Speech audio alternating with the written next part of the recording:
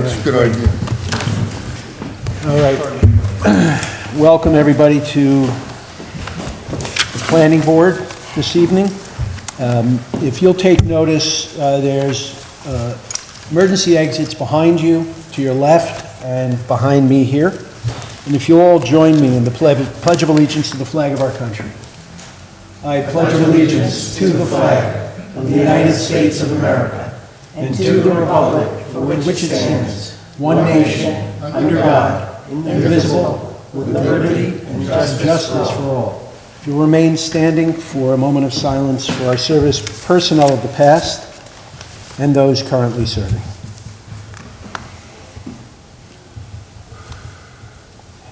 Thank you.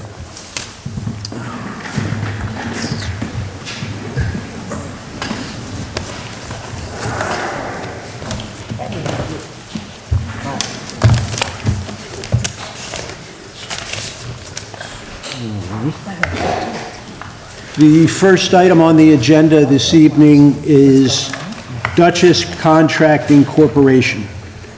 This is a subdivision, site plan, and special use application that is off of Bischoff Lane and Route 55.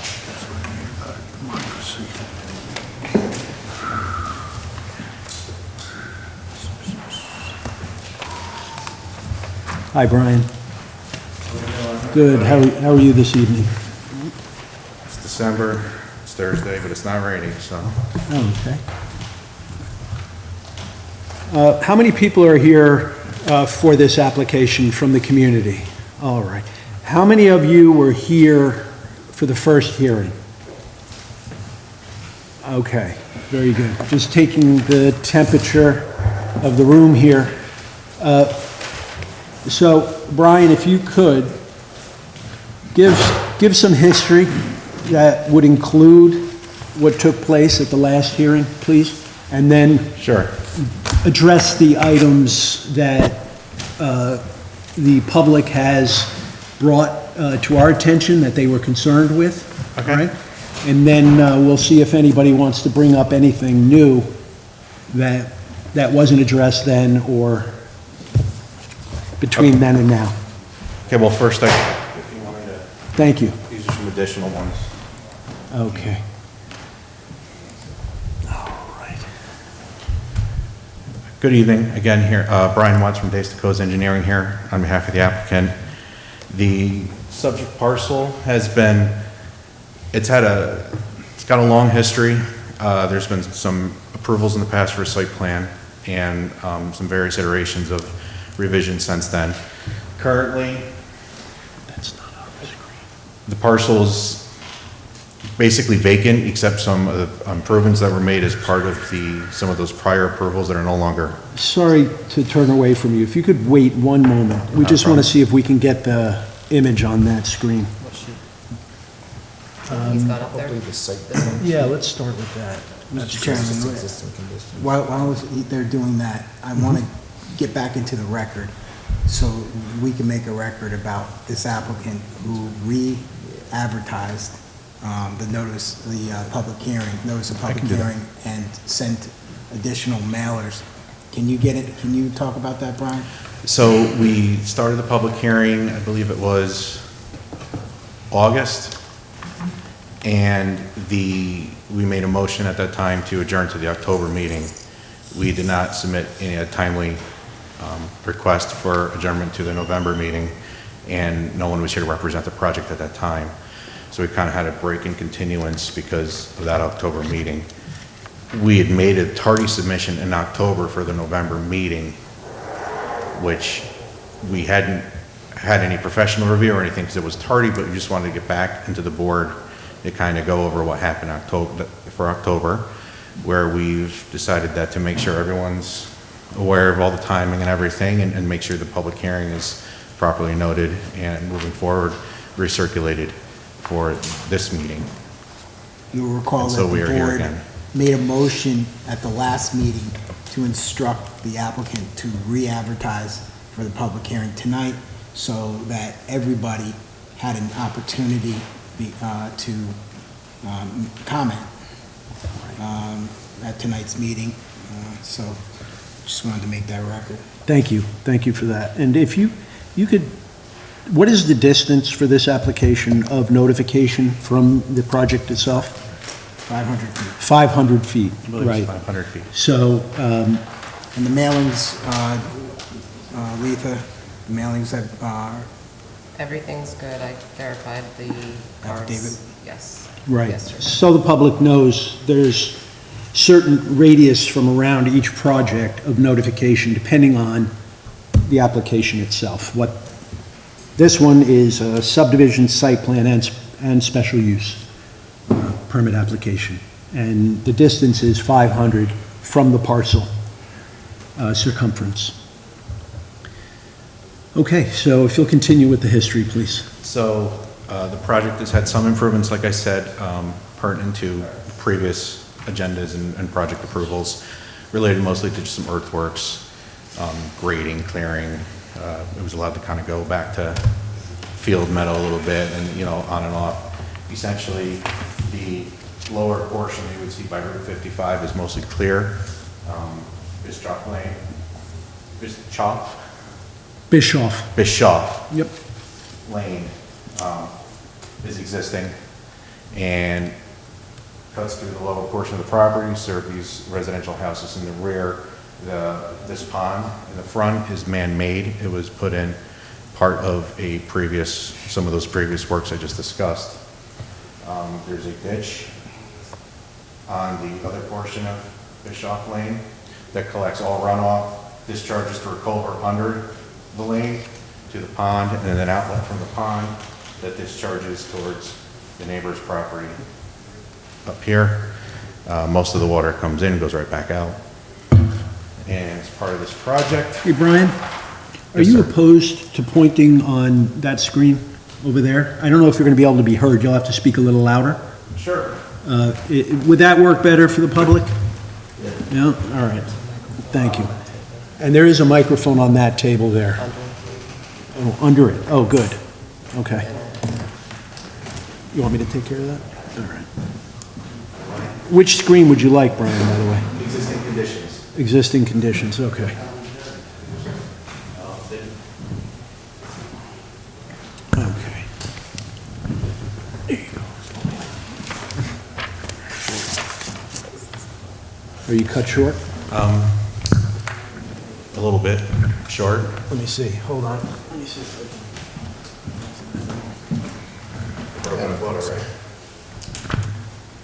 No, I'm afraid to pull it any harder. Okay. That's it. You can lay it right there if you want, maybe to pick you up. Was that the first sheet? What does it say? It should be like the second sheet. Yeah.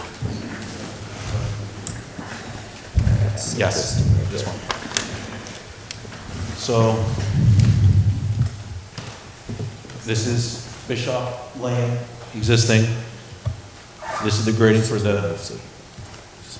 a ditch. All the flow of water starts high, comes in low. This ditch picks it up to a culvert, to an existing pond, to an existing outlet, and the discharge is right towards the neighbor's house. If you could show them where 55 is, so they have a reference point. Yeah. Dalton Farms development is up high. It's existing what's there. Most of this is some trees up here, but the majority of this is already cleared of large trees and just has shrubs and some grasses. And how will the treatment of the water flowing down towards Stop and Shop work on your property? Currently, like I said, everything is going to this pond, which was put in some time ago. And anything that comes into this pond comes basically right out of the pond. The water level is about equal to the invert of this culvert, and the discharge to it comes in, goes right out. There's a paved swale running along here, along DOT. All this water is directed generally towards the side of this house and the septic system. It's going to go around that area and find its way to that paved flume down 55 towards Stop and Shop. That's the existing conditions now. Thank you. I can go to the next sheet. Yep. link. So, as part of this subdivision, we're gonna take these lots, there's gonna be two lots with a right of way. Proposed town right of way. This will extend all the way to this property line, so any future expansion as part of town code of these properties can be eliminated, and the same in this direction. Nothing's proposed at this time for these different ownership, however, as part of the goals of the zoning that would be installed. This will be one lot, split in half by the road, the land acre, so this person is responsible technically for that lot. In the upper lot, lot 2. We are going to provide an easement here so that the existing driveway, which runs generally here, is still accessible by anybody that owns these homes. And they will use their existing driveway as is on their properties.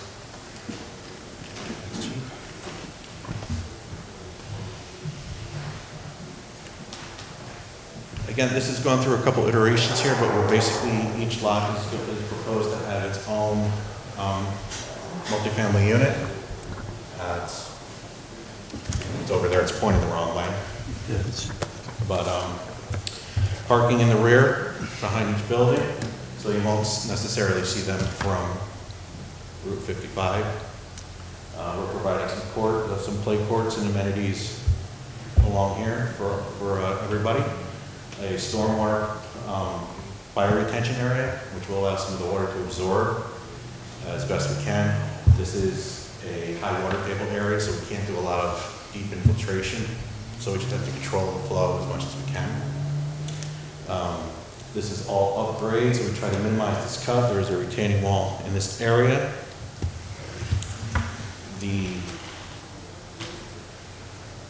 Sneak out to Route 55 a little bit there. We have gone through some traffic studies. We've hired some consultants. They've stated and gone through the analysis that we're not intended to have any impact or meet any thresholds for improvements to Route 55. But we are, as above and beyond mitigation, we are proposing to put in a left turn lane. Any future development in this parcel here or anything else changes may bring it over the threshold, and because we're already going to be doing some work in the area, the contractors agreed that we'll just put in the left turn lane. DOT has agreed and pretty happy at this point. So crosswalks, pump station, this area, and the next sheet utility plan I think shows a little bit better. So again, one of the big concerns obviously is water. All the water will flow down here and catch some catch basins and swales, diverting everything to that bioretention area. What can't be mitigated through this, we'll go through a hydrodynamic separator to further treat this before discharging to this pond. We are enlarging the pond as much as we can, the boundaries, increasing the overall height so that there's a spot for the water to go up and have a controlled discharge and relocate that discharge instead of coming here, directing it towards that paved flow. So we're mitigating it in the post, so there's less discharge and it's higher quality water when we're all developed. Sewer and water. We need sewer and water on the site. Dalton Farms, up in the hill.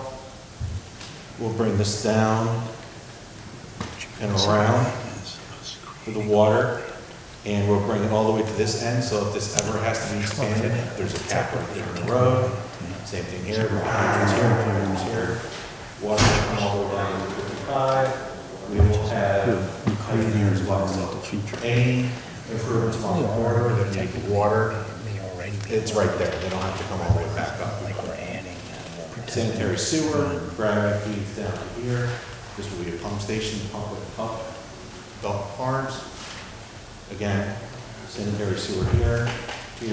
Any improvements farther on in Route 55 or in the corridor could tie into this, potentially use this. Dutchess County Wastewater Authority is involved with this. They've stated that we do have the capacity for these things, but the age of the system requires improvements on its own anyway. So we've been allocating 10,000 gallons for this, that they have capacity to handle. We're proposing a little bit under 9,000 gallons per day hydraulic loading.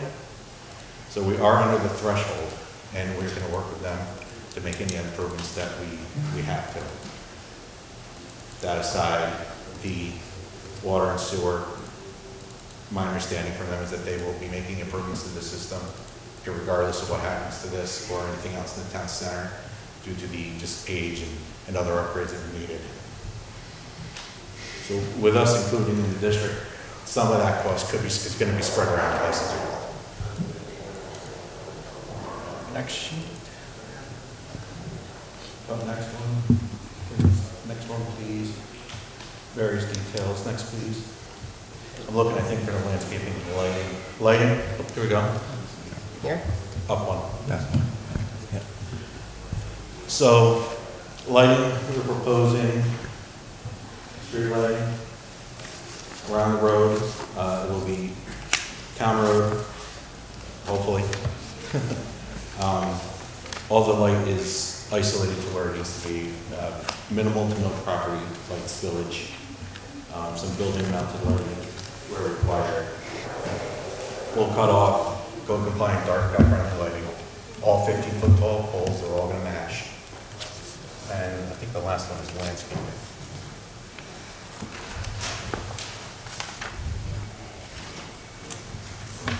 Yep. So at the,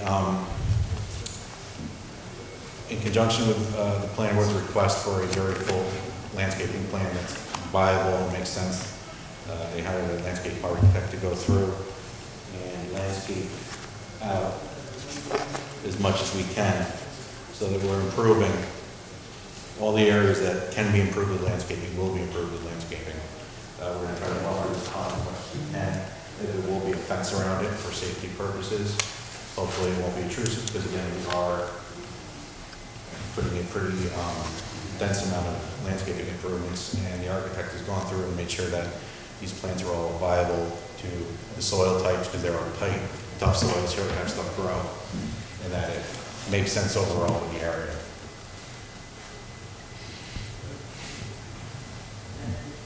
So that's generally an overview. The project's currently with regulatory authorities. We're waiting for feedback from DOT on specifics for the entrance. They have requested some modifications to the traffic analysis. It wasn't anticipated that was going to change the conclusions in it, just kind of housekeeping measures in that.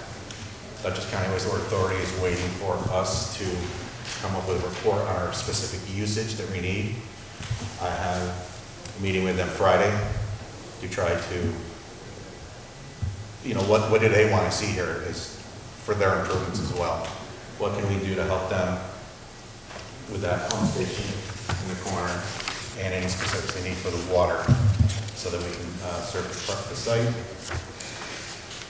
And we are finalizing the SWIFT, the numbers for this pond, 100X separator. We're all on a report we provided.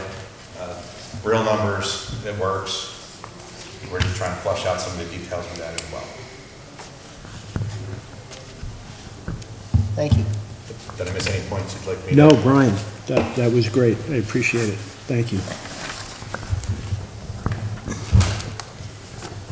All right. At this time, can I have a motion to open the public hearing, please? So moved. Second. All in favor? Aye. At this time, the public hearing is open for comment. Generally speaking, we confine comments to 3 minutes. The purpose of that is not to restrict you from talking in any way. It's to allow everybody who wants to talk to have an opportunity to speak. If a question is asked and not answered, we're not ignoring you.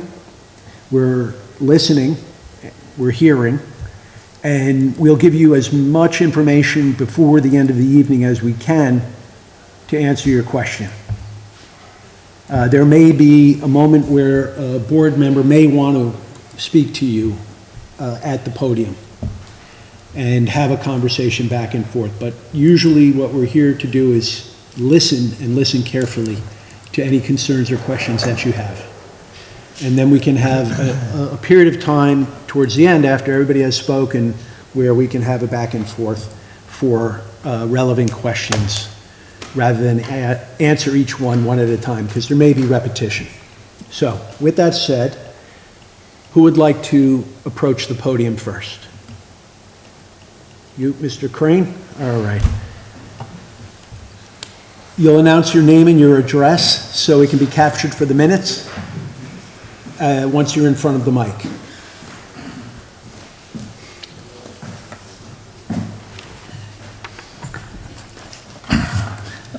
Bill Crane, 254 Gardner Hollow Road.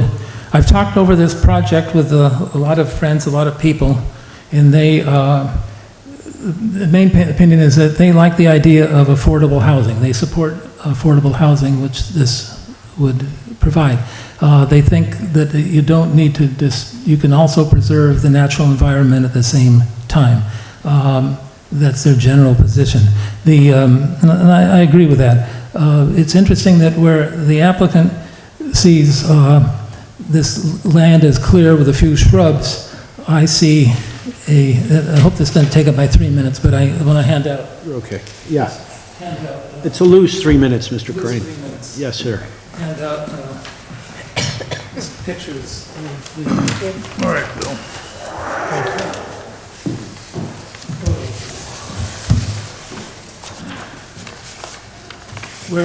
Where he sees clear land with a few shrubs, to quote him, I see a beautiful meadow that is rich in flowers. It's like it's a water sponge. It's rich in wildlife. It has the variety of flowers are in there, a large variety of butterflies and pollinating insects live in there, small mammals, rabbits and others live in there. It's a beautiful spot, and it's a beautiful addition right now.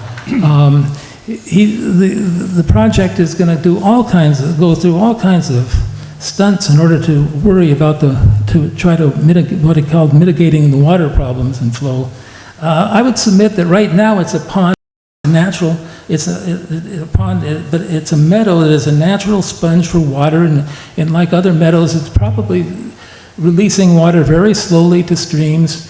That's keeping streams, providing water during the wet seasons, and it's functioning well right now.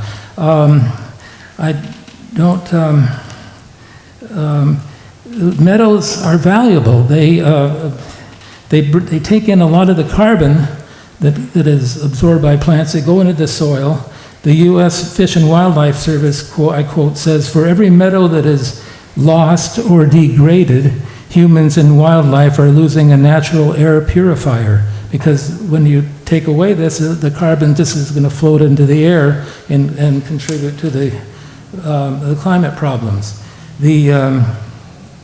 What I would do,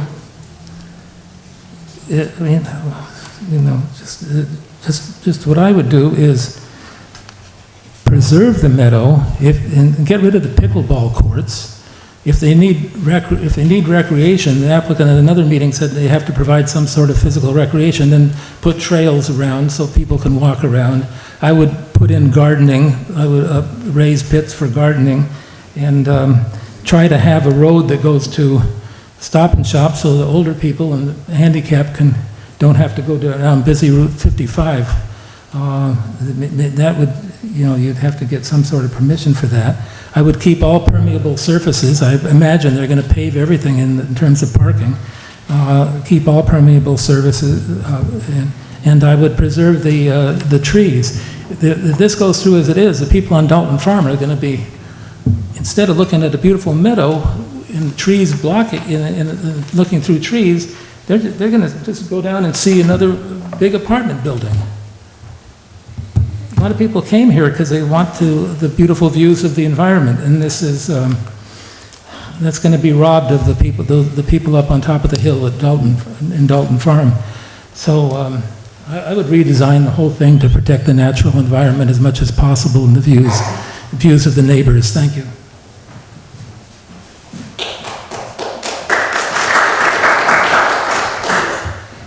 Thank you, Mr. Crane.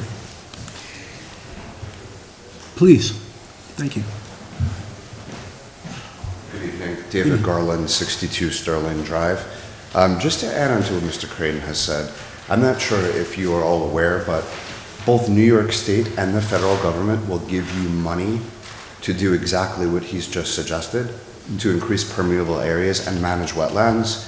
They're very excited to do it now during times of historic drought. So if you're looking to sort of enrich the area and provide more diversity and actually get paid doing it, there are many programs that your taxpayers are going to that you can now bring back to this community. I also have two questions. The first is, where is the environmental impact study, since there are wetlands involved? Are those available online? Because I've searched and have not been able to find them. We'll get to that. Okay. I want to give you I'm writing that down. Okay. And we're going to address that question for you. Thank you. And the next question, and it wasn't clear to me why there was a gap between August and now, why we weren't here talking about this in October or November. So if that could be addressed, that would be helpful as well. Absolutely. Thank you. Thank you. Thank you. Thank you.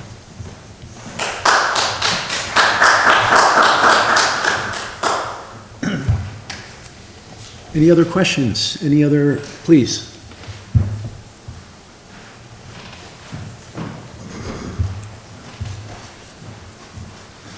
Thank you. I'm Nick Soul. I'm the property owner at 29 Vanscoy, so my property is down beyond the bottom corner of this property.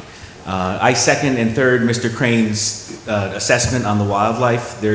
I'm back there a lot. There's wildlife galore, birds, butterflies, bees, you name it, foxes, deer. And to destroy all of that, I think, would be a shame to our town, to our community.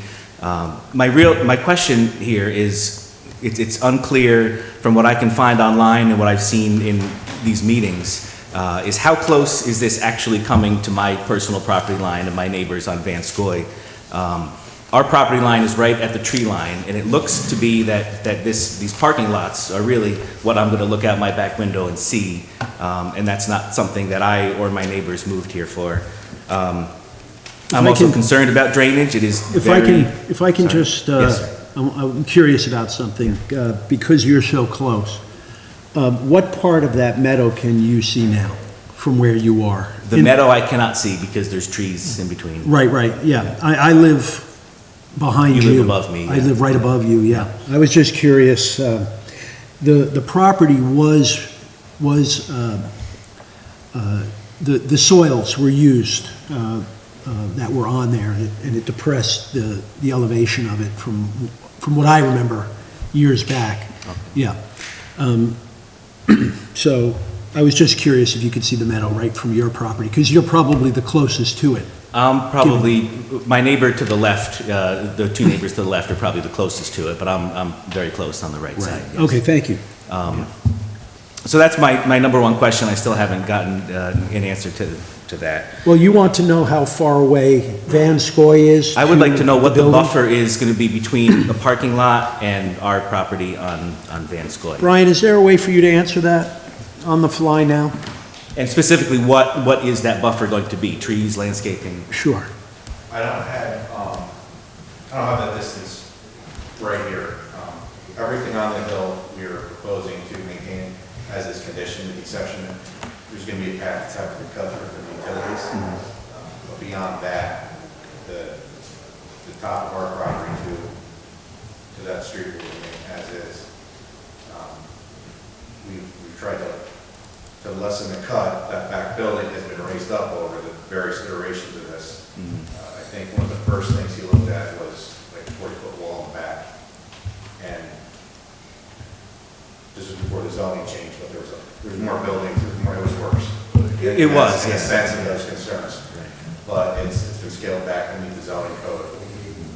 He's trying to, that wall I think is now, they're called like 10 or 12 feet, just right in the corner. And they're trying to bring some of that vegetation that will grow.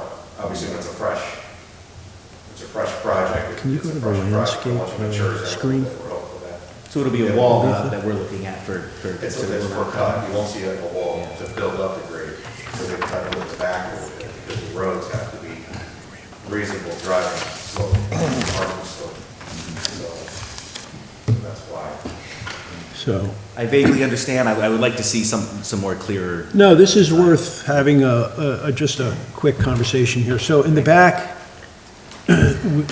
Brian, if you could tell us on this,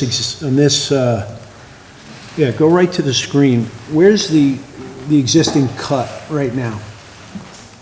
That cuts down off of the edge of the vegetation that's there currently? A little bit, we're going wrong. Yeah, okay, yeah, right there. Right in here. What are you So this pointing? is a retaining wall, right here, where it meets grade. This is its peak elevation here.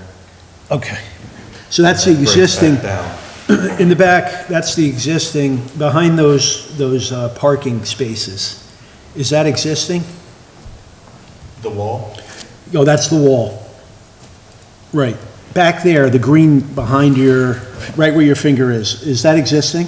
no, this is all proposed. That's all This proposed. is proposed, when you put this wall in, you're gonna lose a little bit. Okay, how far back into the cut is that wall going?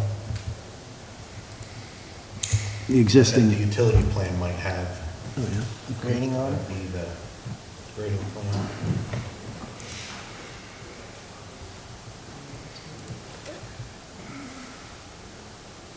what's your name again, sir? Nick Soul. Nick Soul. Yes, Nick. You know the cut I'm referring to, right? Not exactly, no. If no, you're, no, if you're on sorry. 55 and you look at the existing slope, Yes, you'll see it, okay. yeah. Can I just interject at this point? Will you be available after the meeting if anyone has questions? I'm the last one on the agenda as well. Yeah, Oh, good. all right. Okay, great. Yeah, because and I don't mean to contradict you, but. No, it's fine. And it would be great to have the opportunity to go back and forth and back and forth. We have other items on the agenda. Yeah. And this is the kind of thing you want to sit down with the engineer over the map and ask him And any I'll give question you want. I'll give you my set of plans back there, Yeah. Okay. that you can look at this as well. And anybody else who's interested can congregate around the plans also. 120 from the. Do you have any other question? My other comment was just general, that I know that the town comprehensive plan was developed 15 or 20 years ago. I know that up to 100 apartments were initially proposed for this plan, and that would have fit within the town master plan. And if the original plan was to put 100 apartments in that tiny property, then I think there's a problem with the town master plan. And I know this is not the board to address that with, but I think there should be a considerable amount of study done before this project moves forward, in my opinion. But I'll hang around at the end. Thank you. Anyone else like to approach the podium this evening? Please, sir. Yeah.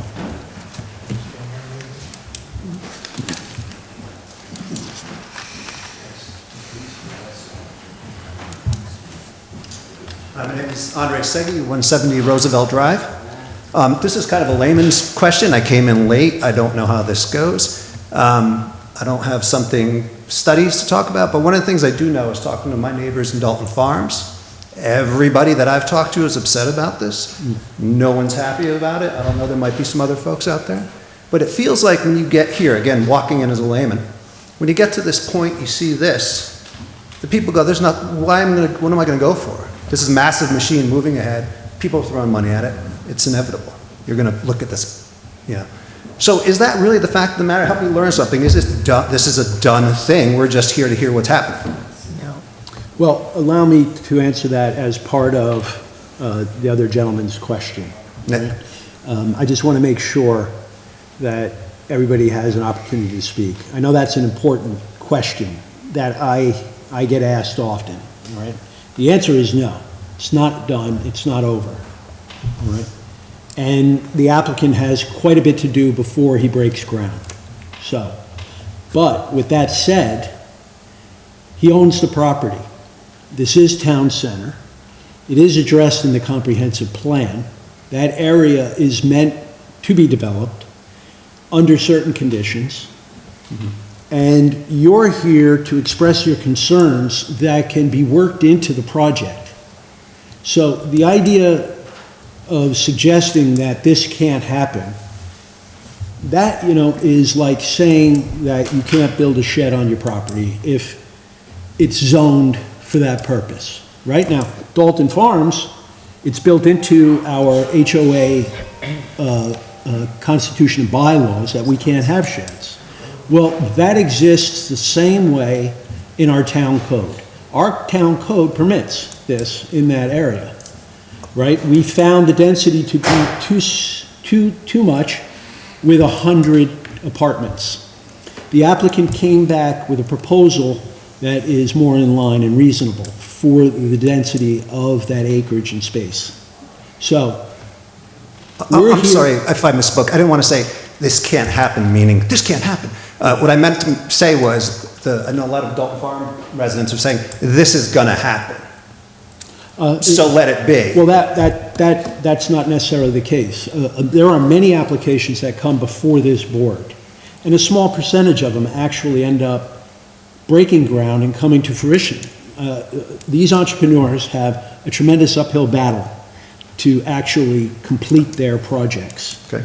He is in the stage of game now where he's presenting to you what he would like to do after it has gone through an extensive analysis by our town engineer, by our attorney, and by this board over various meetings over 3 years. So it's finally at a point where this board, feels comfortable presenting it to you for your feedback. Okay. So I appreciate it. I appreciate everyone taking the time. I'll bring that back to I my believe neighbors. Ms. Garrido, our county legislator, would like to And weigh in. let them know. As a resident of this town for most of my life, I just want to say, How many years is that, Faye? quite a bit. It's a cheap shot. No offense, and I love Dalton. It's been an asset to this community, tremendous. But when that was proposed, you couldn't stand in this room.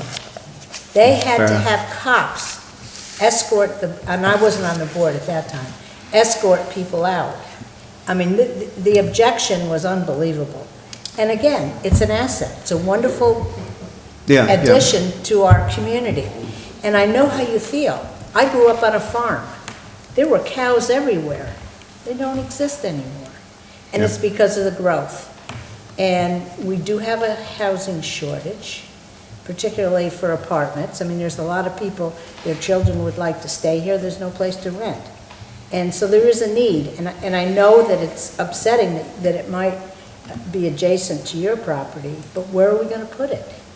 Yeah, all right, I don't want to take any more time. And I'm sorry, I just wanted to say, Okay, if thanks. you don't mind. It's a good question, Yeah, and it was it's a said loaded well. question. It was said well, thank you. Okay, thank you. All right. Anyone else in the audience who would like to speak? Please, sir. Harold Fetzer, 2496 Route 55. I have a question. What part of 55, or what direction, eastbound or westbound, is going to be expanded for this turning lane? And also, why does he only go for 500 feet that you notify people? I was wondering why a lot of Dalton residents aren't here tonight. That's just a law. Yeah. 500 Law. feet is the threshold. Why were they invited last meeting we had here? Sorry? A lot of Dalton people were here last meeting we had Might have here. happened through word of mouth, but they were only compelled to notify people within 500 feet. Oh, there's only like 3 or 4 of us then, in that area. Yeah, you. unfortunately, that's how far it goes. Hey, Harold? Yes, Peter. Concerning water and runoff, do you have any problems on your property? I lost my driveway 4 times. The water comes down through there. Is it coming downhill from, Well, I got a lot in the back coming down from Dalton Hill, but I got a lot from the field between me and the plaza. It comes down there. I have pictures I could probably bring in sometime. when you say you and the plaza, you're talking about?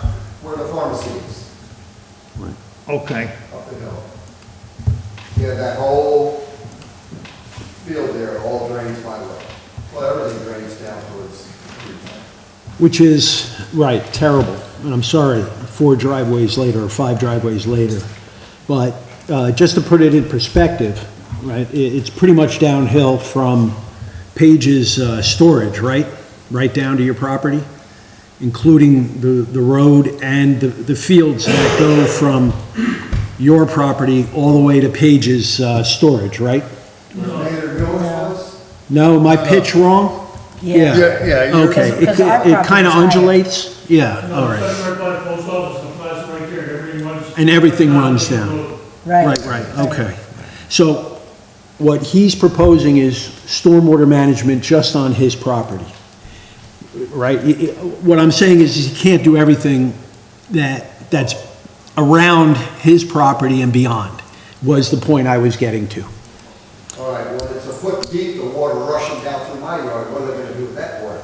Okay, we'll have them answer that question, all right? I got it on my list, thank you. Also, last meeting, you were gonna come up with an environmental impact study, which was supposed to be ready for the next meeting, which is tonight. We're going to address that. I've got that written down as well. Last time. Yep, thank you. Anyone else? Yes, ma'am, please.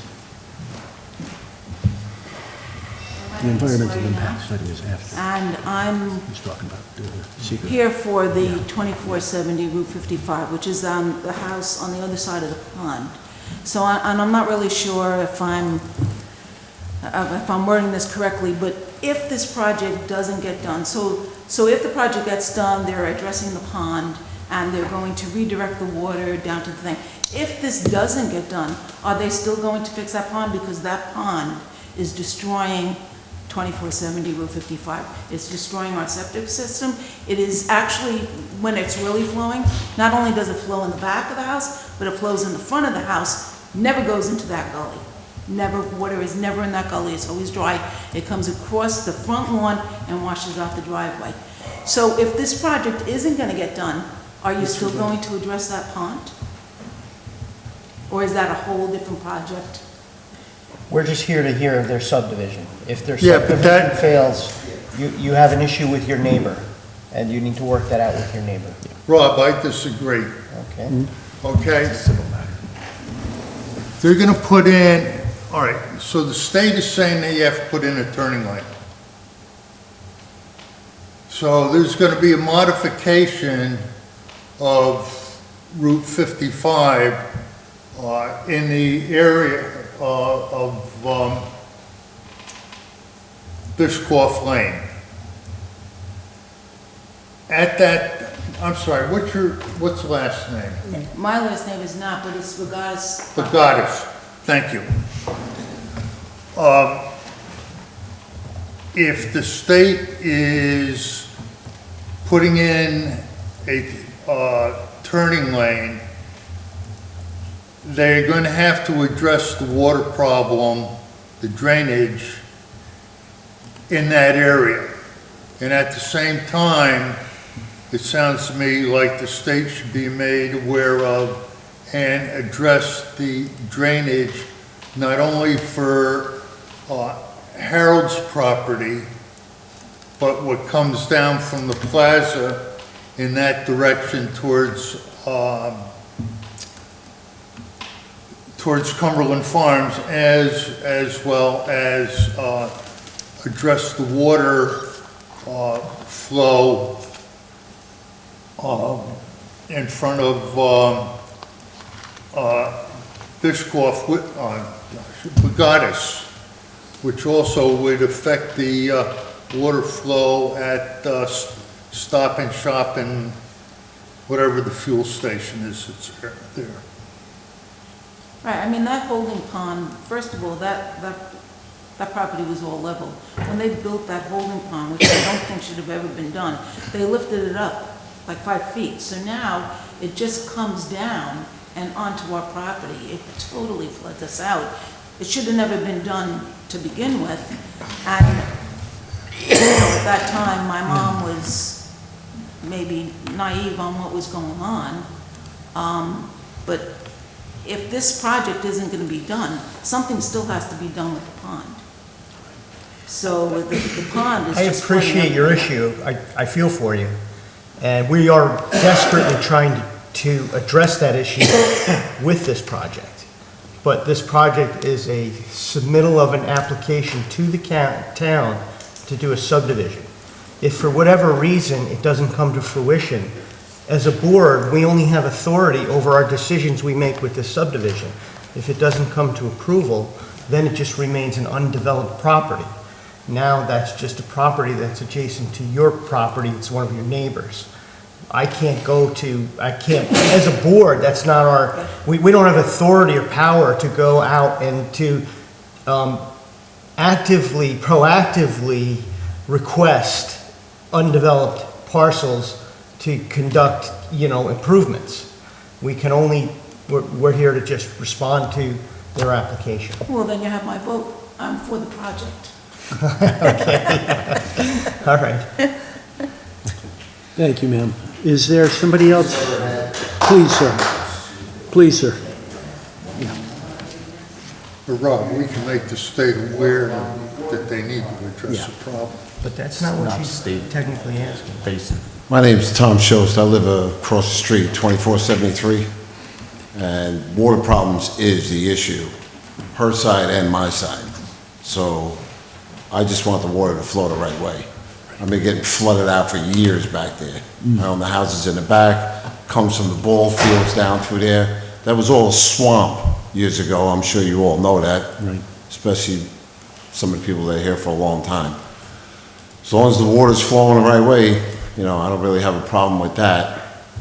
But, like I said, just control that water problem, because it's bad on my side now. And I heard since they built the Seven Stars Diner up there is when everything changed. So all that water's coming down there big time, and when you get big rains, I've had the water shooting up in the air. Wow. Going across the causeway, because it couldn't go through it. Yeah, I've because of the seen it soils. rage, yeah. Yeah, so It's the soil. don't forget, that's a high, you could dig down 2.5 feet, you're in water. Right.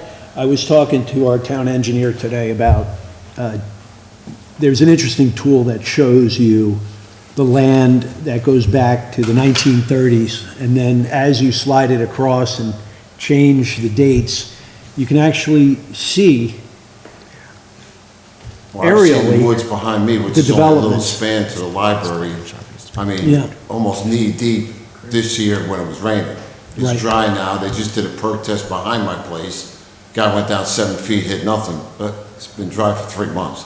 Well, my point is that When behind, the water comes back, it's gonna come back. Oh, yeah, This well- Cumberland Farms found out the hard way. They took out that main pipe and what happened? right, Blew the whole driveway. we're having a couple of 100-year storms a year now, is what's happening. And in addition to that, there's wetlands behind Dollar General, and some of these things are just going to continue to be a problem, especially as the environment continues to change the way it is. So, thank you for your comments. Appreciate it. Anybody else in the community that would like to speak? Anyone else? No? All right, so would the board like to address some of the questions that I've listed here before we close the hearing, or would you like to close? I don't feel like representing the client, the applicant. These questions are directed to the applicant's Right. application. That's what I mean, yeah. They should be addressing. Right, exactly. That's actually what I meant. Yeah, To- but we can to have close their- it and they can address the Right. thing. Yeah, We can- that was my question. He can address it and then we can close it, either which way. Why don't you just So, address them and then. Let's address them, all right? And then we can give, if anybody in the audience wants to ask a question after you've answered it. So just start from the top for some of them, or? Well, yeah, have you been writing them down? Do you want me to I've go been through hitting them? Okay. All right. So, Mr. Crane brought up the idea of the fact that we're going to be eliminating the meadow and a wetland area that is pre-existing. All right. If you could describe, and also permeable surfaces, if you could discuss those 3 items before and what you're doing after. Yes, so we've done some soil tests on site over the various iterations of this plan, and in reference to the current topography. Once you start going uphill, you don't run into any water, but they're very, very tight soils, clay soils. They don't allow much infiltration into the soil, so you're gonna get a lot of runoff from them. When you get to the bottom where it's more meadow and flat, that there is a shallow water table. The soils improve, so they do allow percolation, but we hit water like 2 feet down. So part of our design was trying to mitigate the slope. We're raising up some of that site, so as we go up the road, and creating some distance between the groundwater and a final surface. And then we've added the bioretention, which is, it's a growing medium, so that the water is directed towards it. And as it goes through the medium, it's filtered, and toxins and pollutants and so on are absorbed. And that we have some soil depth to hold some moisture, hold some water. The gutters from the building, we've added stormwater planters around them in the front, so the roof leaders discharge to a similar idea, but they're contained in concrete planters. Once they fill up, there's under drains that allow them to go into the storm sewer, which then goes to the bioretention. Because we've raised everything up, we can now make grade to that expanded pond, and it's got higher sides so that we can try to hold more of that water in. The current conditions, there's a 24-inch outlet pipe in, there's a 24-inch pipe out. What comes in goes right out, basically unmitigated. So it's not attenuating in that pond. The pond is acting as almost an impervious surface, so any water hits it and it's just, I think, I just gotta stop you right there. You're talking a lot about stormwater management, but I think Yes. just to get to the crux of Mr. Crane, and as I understood it, he was asking about wildlife and how to, he was actually questioning, how can we redesign to protect wild areas and the wildlife? And if you could detail what bioretention means and what it will look like. Let's see, do I have, let me just check my details. I think we included a basic bioretention detail.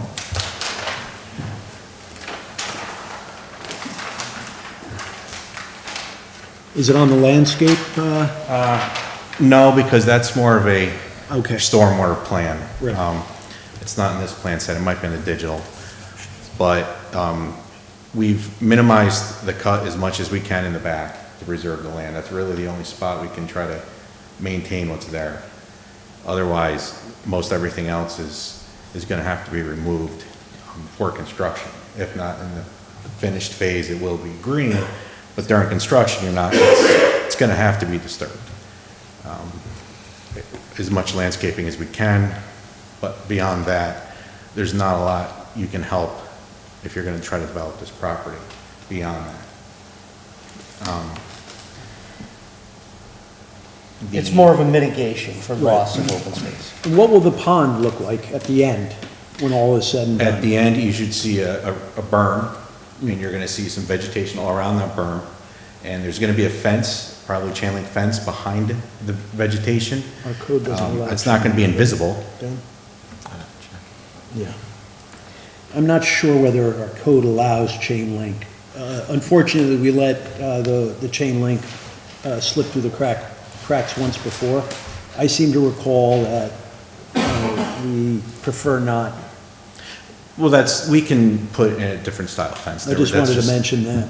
We can change that. That's, if the board has a discretionary, if they have something they'd rather see, a picket fence or some kind of wooden-based fence instead of a metal-based, we can change that. But the purpose of the fence is to essentially make sure that it's safe, so you don't have any impounded water that's a couple feet deep and nobody inadvertently goes exploring to see what's on the other side of the berm. But, so that's what it's gonna look like. You're not gonna see the water. You just- And how dense and how many different varieties of plantings will there be? The landscape architect actually did all that. I'm pretty ill-equipped to dive into that specifically. My understanding it was pretty dense. He used a large variety of plants, and that he iterated to me that the plants should survive there very well and be vigorously grown and look nice. John? Chris, do you have a water problem? Not yet. Okay. One time road. Excuse me? Certain times it runs in the driveway, but most of it, luckily, it runs down the road in front of the house. Yeah. But nothing, coming in my house or in the yard yet. So water flow will be directed so that it does not affect Bishkoff Lane, where the private houses are? Right, no, the upper parking lots are all curbed. So we have catch basins up there, so any impervious surface is gonna be surrounded by at least a 6-inch curb that's gonna capture all that water with gradual slopes and direct it back around towards the driveway, around the building. It's not going in between Bischoff and the building. It's being directed towards the proposed driveway on the other side before it crosses to the fire retention area, which is about in the center of the site. One of the questions that I know is important to many people on Van Scoy is the view shed from that road to the closest building. What's being done to mitigate that view shed? As of right now, we're showing on the landscaping plan, we're putting trees along the upper, when we're done with construction, planting some trees along that border where we disturb. I'm not sure if we can do significantly more than that. Well, after the meeting, for those that are directly affected, maybe you could show them the landscape plan. Yes. Towards the back of the property and the trees that you look to be planting there. Yes. To mitigate that view shed. Again, I will try to as much as I can, but Yep. I'm no architect for the landscaping here. It's green, it's pretty, it's pink, it's... We have a chance to, the points I raised, to ask them. I'm getting, yeah, absolutely, yeah. Okay, you describe it as all clay, and yet we see rich growth and flowers and wildlife and so on. It doesn't jive with this analysis of it being all clay and impervious. That doesn't jive. Several meetings ago, you said that you cannot preserve the trees as you move up toward it. You're cutting down trees, right, as you move up toward. Just to the extent we have to put in the upper parking lot and the wall, yes. You're cutting down a lot of trees, right? I don't have a How many specific... trees you're cutting down? Mr. Crane, just bear with me, it's just getting a little out of order. I'll let you get back, well, no, I allowed you to speak from the audience, I can't allow that. What I'll do is I'll have you go back to the mic when we've finished going through this list, all right? And that way you can be heard on the microphone. Sure, I'll let you... I didn't mention the trees, or... Yep. We're gonna come up with an answer. We're gonna, you'll need to look actually at the plans to see what's actually happening, all right? So bear with us for one moment. The impact study. Dan, could you talk a little bit about the environmental impact study and where that comes into play during our process? Yeah, there's a full environmental assessment form that's been prepared. We have some comments on it. Water Wastewater Authority had some comments on it.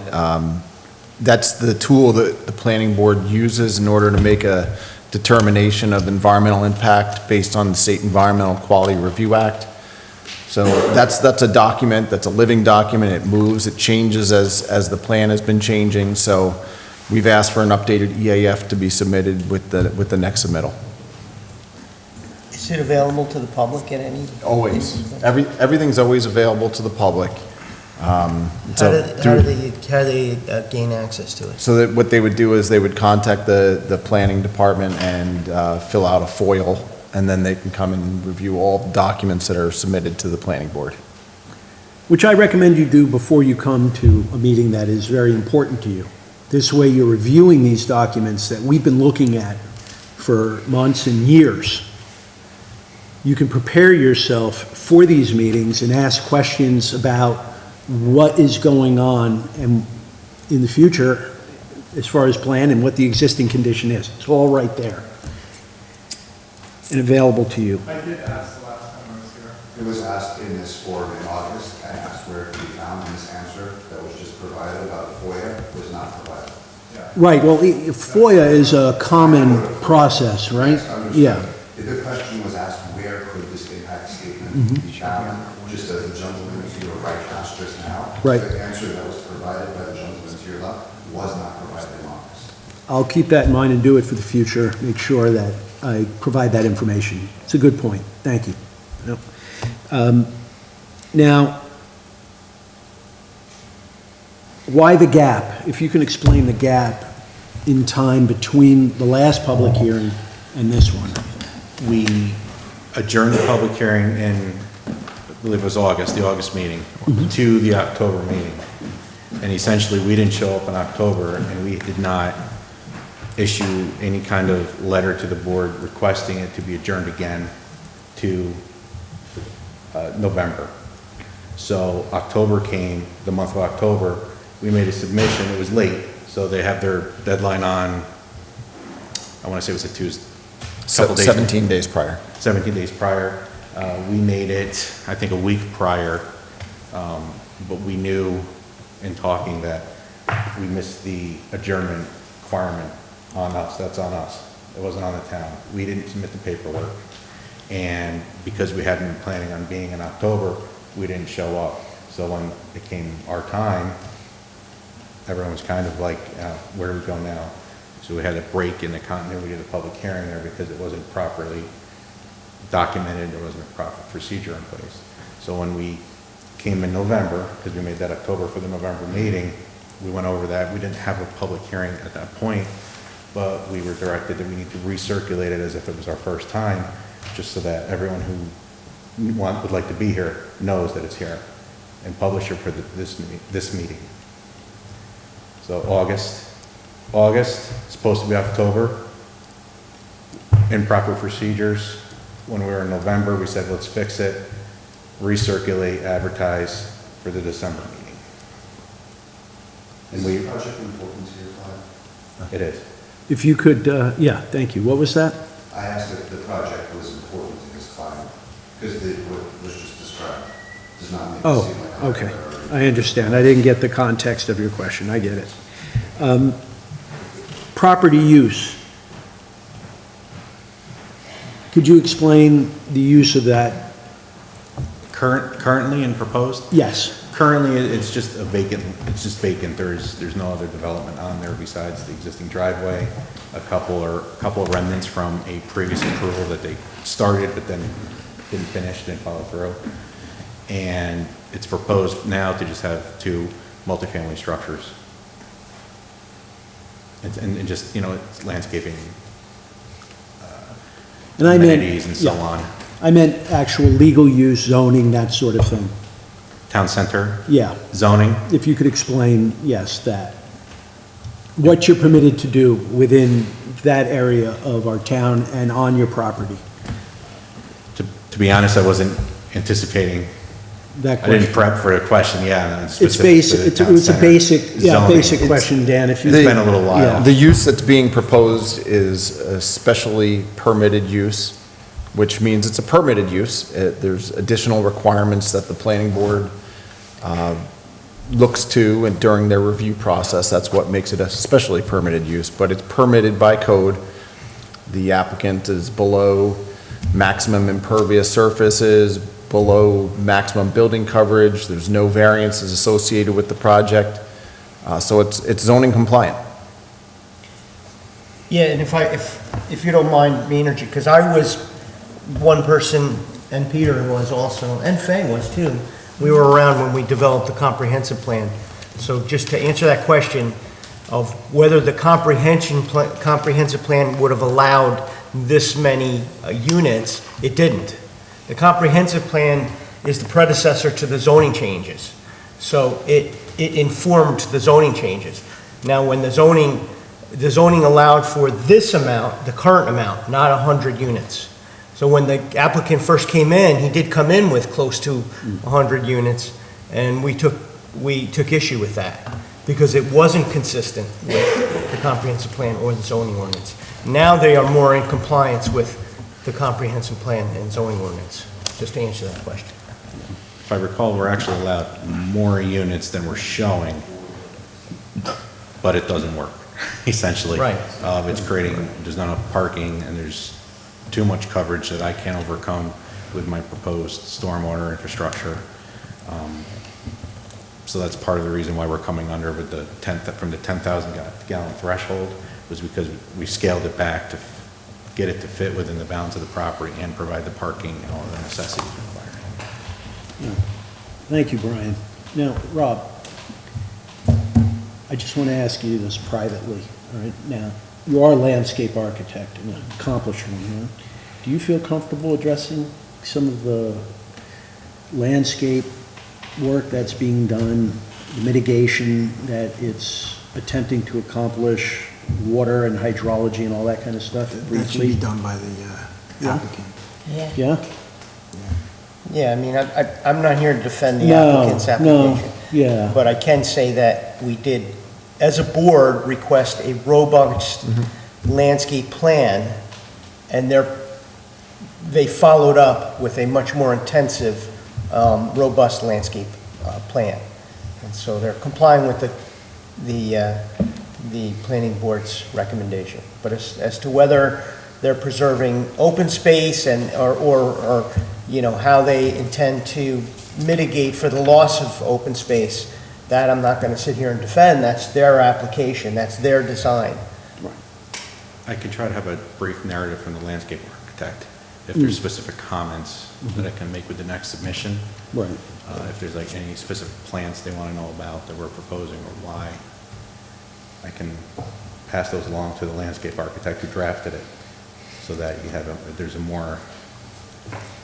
there's an actual answer instead of me just. More importantly to me, as a board member, as a person, we sign off on the EAF, it needs to be explained in the environmental study how you're mitigating for the loss of open space.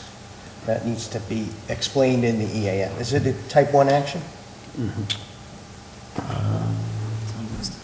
I believe It's a it was full EAF. unlisted, yeah, but they've provided a full EAF. All right, so that as long as we want it explained.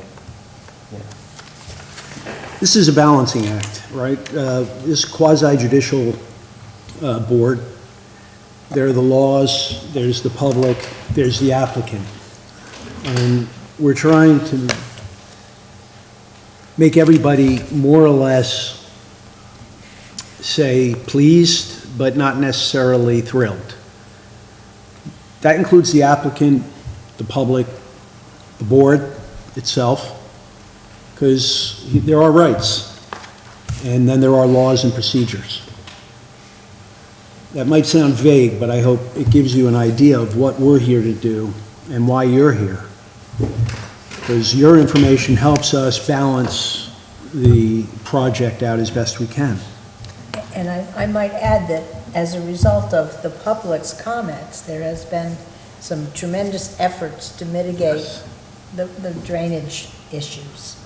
That without this project, as the lady said, and I'm not defending the project, I'm just making a point, that if, you know, nothing will happen unless this goes forward to change the situation with the water. And I think that's something that I commend the public for bringing forward their situation. It's very helpful. And so the public knows, right, we've only talked about 2 significant changes that you're aware of.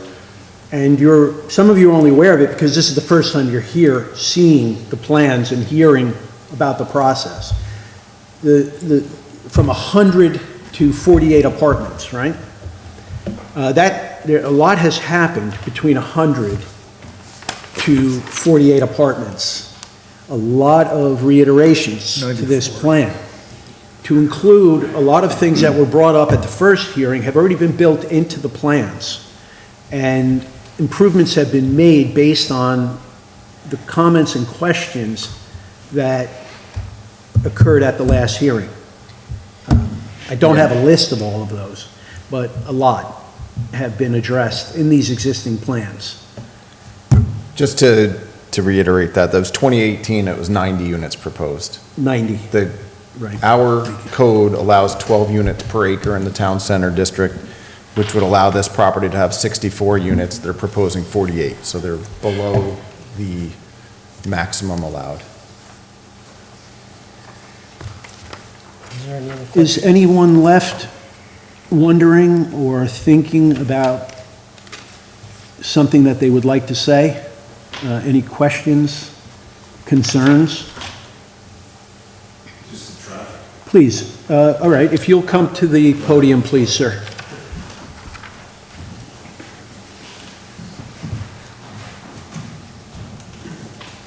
Bill Margiotta from 6 Mount Pleasant Drive in Polkwood.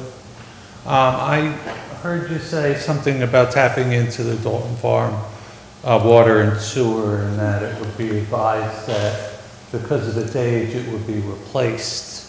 Was it the plan of having it replaced before this gets finished and it gets tapped into? So, Mr. Margiotta, that's a tough question to answer because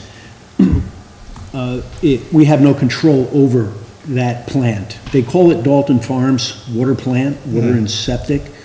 It's the same name as the HOA and the development, but unrelated.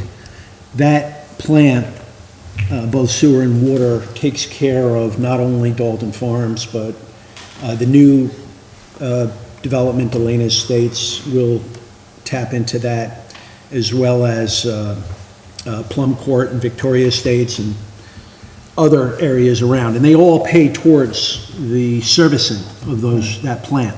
It's 40 years old. The bond that was paying for the loan to buy it from the original developer has been satisfied, I believe, this year. The executives that run Dalton Farms Water and Waste were here at the last hearing. And if you listen to that video back in August, a lot of your questions will be answered because they were speaking at the podium. But from what I understood, right, they're going to be rebuilding it and adding additional capacity and bringing it up to the needs of today that really aren't being satisfied currently. Now, the timing, I can't answer that question because this applicant hasn't finished his process, and we really don't know what, they're two different entities moving at their own pace, is what it is. So how they collide, I can't answer that question. Okay, no, I appreciate it. Thank you. Thank you, sir. Mr. Crane, please. Yep.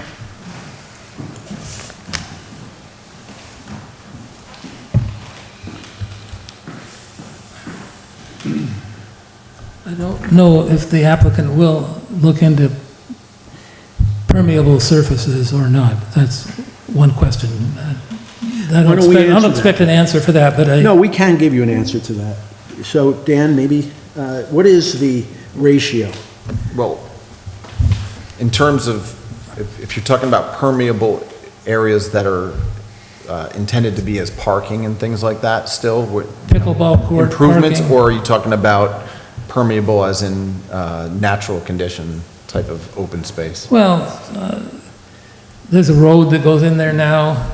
It's it's crushed stone. That's going to get paved, I assume. Parking lots, I don't know, there'll be a lot of pavement added. Yeah, again, they're below the maximum impervious. But we have a concern for our environment that doesn't just tolerate the maximum. We want an environmentally protected town.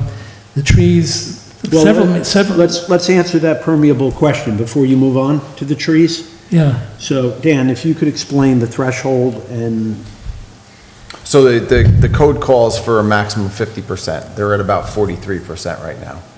So they are below the maximum, and there are discussions about some of the paving for the parking areas to be permeable as well, but they have to also incorporate that into the stormwater plan. They have to do their testing to see if it's viable or not. So there is some discussion about permeable paving. Okay, I understand. So, Okay, well, just so you may understand, Mr. Crane, but the public may not. You bring up a concern, so I'd like to make sure that the concern of yours is understood to everybody here. So permeable versus impermeable, they're meeting the threshold, all right? That's a law, right? I know you would prefer 90%. I know that, right? But this is an example of where the compromise takes place. I understand. And we meet the rights of everybody involved in this situation. Okay, but what the public wants is important. But realize, right, this town has preserved how many acres of land currently? We're on the cusp of preserving 1,000 acres of land in Beekman. Right? 1,000 acres. We're going to connect another 150 to two other parcels, one of 500 and one of 400. Okay, I won't get into debate about that. But it's not a debate, but right now we're in town center is where this development is happening. That's what we focus on. Yeah. Now, when we talk about permeable, impermeable, meetings ago, it was asked briefly, could any way of preserving the trees that are going up on the top of the hill? The answer was no. I don't know, I haven't heard how many trees are coming down. I know that some mention was made real quickly about fresh growth is going to take a while to substitute. Right. Now, when you take down trees serviced by preventing soil erosion, runoff, that enters in, you take those trees down, that enters into the permeable, impermeable equation. Yes. In fact, taking the trees provide a whole lot of benefits. The code is kind of catching up in these areas. It's frustrating when I talked about dead trees last time, it was not covered with the code, and the value, and the trees are the value. The code is, it needs to catch up. In some ways, it needs to get more in line with a comprehensive plan. So the trees are very important, and taking down those trees is going to have an impact. And I don't know, you're going to mitigate for the loss of the trees. You're going to build some kinds of retaining walls and stuff. They're going to build some sort of walls. The whole thing is... Mr. Crane, your point is very well taken, and we should look at old growth versus scrub, Brian, all right, as far as what trees you're taking down. That is something that I don't recall us discussing on this application. So in that area, towards the back of the property, do we have a tree plan? There's nothing else on the property that's of concern, really, in my mind, in terms of trees. But in that area, we should look at what you're taking down versus what should remain. Or be replaced. Is there a tree removals plan you could show us, Brian? We don't have a specific So, tree. but to address Mr. Crane's concern, we would like to see a tree plan for that back area, so we can see which trees are worth keeping versus scrub, It goes into... And I know what you're going to say. There's no such thing as a scrub. No, I'm not going to say that. I'm just saying, all right. from my experience, the planning board is very interested in views. Yes. Neighbors' views. Right now, they see trees. What are they going to see instead? I appreciate that. Okay. It's a very good point. Thank you for bringing it to our attention.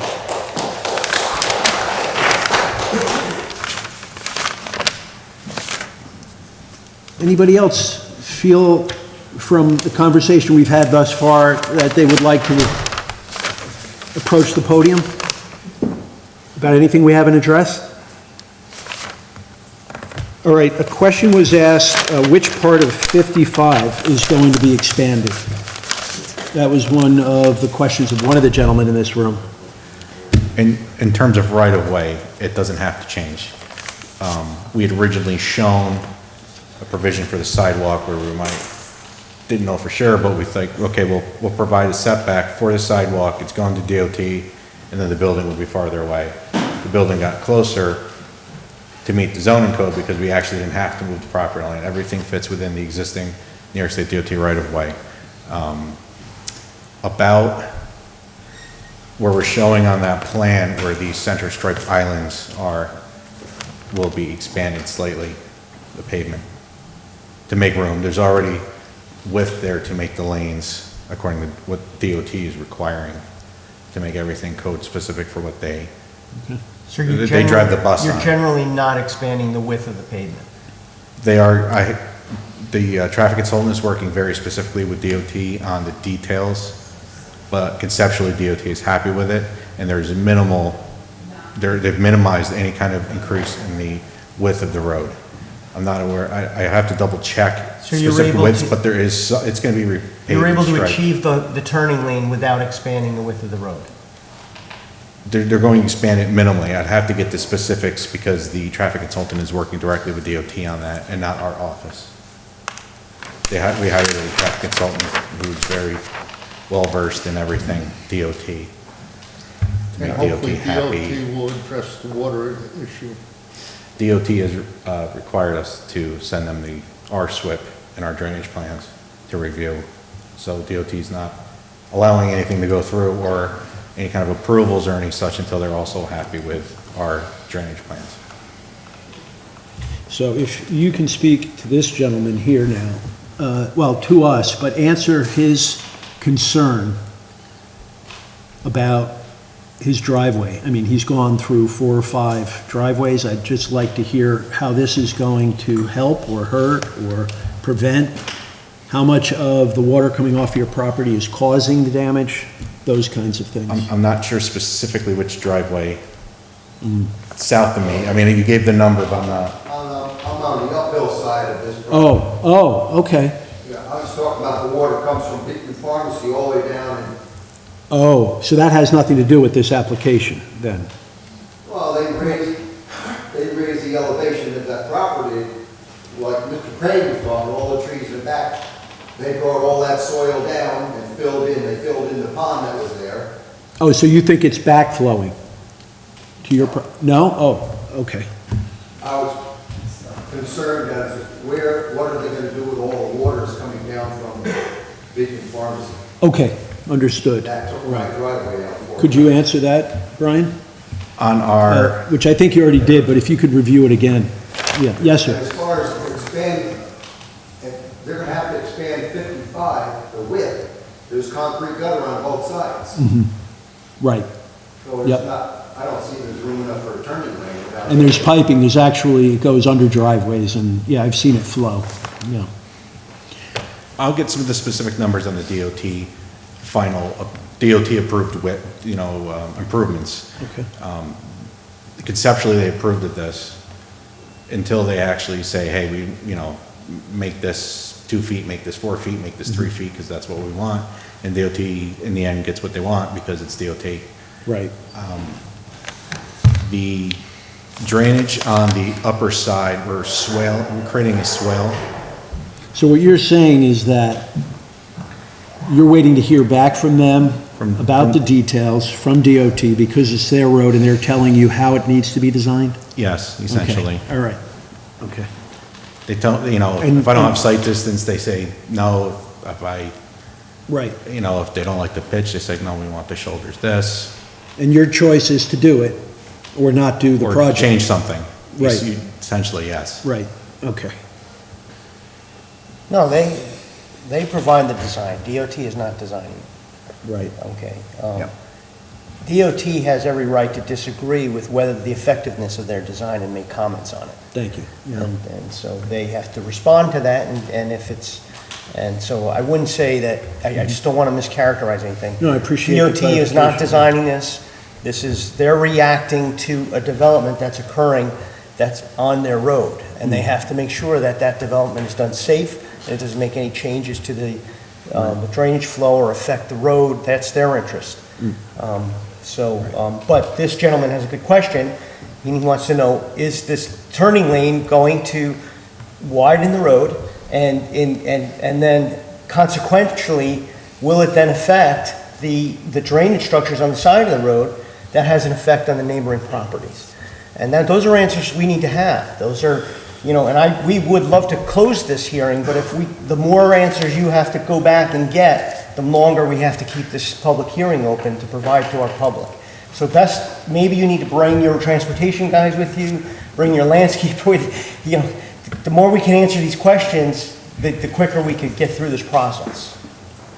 So I appreciate you're in the middle of an application with them, but any indication you can give, is that going to affect the drainage? Do you have any idea? You're the designer, so we look to you to answer those questions.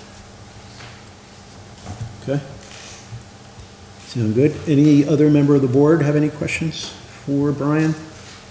How about the public at this point? Any more to bring to our attention? Adjourn the public hearing. Okay. Is a motion to adjourn the public hearing? Is Second. that a Got to go second? date specific. Oh, till January, what, 20? So what we're, the motion, so you understand, is we don't feel that January there's enough information for you, It's helpful to have it. given to us here today, We should have that. to close the public hearing, all right? If we were to close the public hearing, a shot clock would start of 62 days. That would, Dan, if you could explain what that means specifically. Well, by code, the board would have to make a decision on the application for preliminary, which means we'd also have to make a decision on the environmental within 62 days. So we have to have more information to be able to make that decision. So what we're doing is, rather than close the public hearing, which then would force us to vote one way or another on the site plan, we're going to adjourn the meeting to allow them to come back with answers to satisfy your questions for the Plus, next hearing. It gives the public a chance to address issues that, Thank you. once they come up with the plan, their mitigation, whatever, if you're not satisfied or you have some questions, then you have an opportunity to comment again, so we can hear you. Correct? Very good, thank you, You're welcome. Ms. Guido. All right, so we have a motion Is has the date. January going to be enough time, do you think, Dan? Brian, you want to answer that? It really depends on the speed of the regulatory agencies, DOT and Dutchess County Wastewater. If they give me a response tomorrow, that's great. If they don't, I won't know. Well, we could say January 2026. Do you think that would be enough time? That's too far. We wouldn't put anything Yeah. past DOT. Yeah. But we would say if we could shoot for January, and if for some reason we can't make any progress, we would seek to appropriately submit the correct paperwork. Okay, well, there is information that you can make available to the public by January 21st, like the Yes. tree plan. You're going to spend some time, maybe with my set of plans here, with people that want to take a look, all right, in the back. That's fine. And then there may be some other items that you can address that were discussed today at that meeting. And if the other interested agencies haven't gotten back to you, well, then we're looking at maybe having to adjourn it again, right? Yes. So, So that. but that's looking too far ahead right now. I don't even want to suppose what's going to happen, all right? At this point, we have a motion, all right? Was it properly recorded? Yeah, got the To date? adjourn it to the Yeah. January 16th meeting? As long as there's time enough. I second. All right, all in favor? Aye. All right, thank you. All right, appreciate the public's input today, that was very constructive. If I may. Brian, so for that submittal, can you give us an updated full EAF? No, you're going to have, No, all Yes. right. you're going to have to keep track of the time. Peter, could you say that louder to everybody that's here? You're going to have to keep track of the time, Yes, there will not be another notification, that was a very good question, not thank another you. mailing. Right. There's always one notification, when it gets adjourned, Which is What- why it was yes, adjourned to a specific date. yes, So that's why it's done that way. yes. The So- meeting date in January is the 16th of January. And if you're all not aware, all right, the town website, which has been redone, has a calendar. Now, the agendas, they are to the best of town hall's ability, to produce and publicize before the meeting. Now, that sounds ambiguous, but there's a lot that happens in order to produce those agendas correctly so that they can be presented during the meeting itself. So you'll see the dates and then the agenda usually the day before or even drafts up to a week, right, Aletha? Yeah, depending on the number of applications that are going to be on it for that evening. All right, thanks again. It was a good meeting. Dan, please. Yeah, so again, full EAF? Yes. Can you get us that latest Yes. one, updated per the latest comments from the variety of Yes. the, yep. From this- Despite the SWIP being reviewed by the DOT, let's get us our copy of Okay. that latest one as well. Okay. So we can take a look at that, and then continue to advance the grading and utility plans that now that they're separate sheets so that we can have a good comprehensive review of that from there.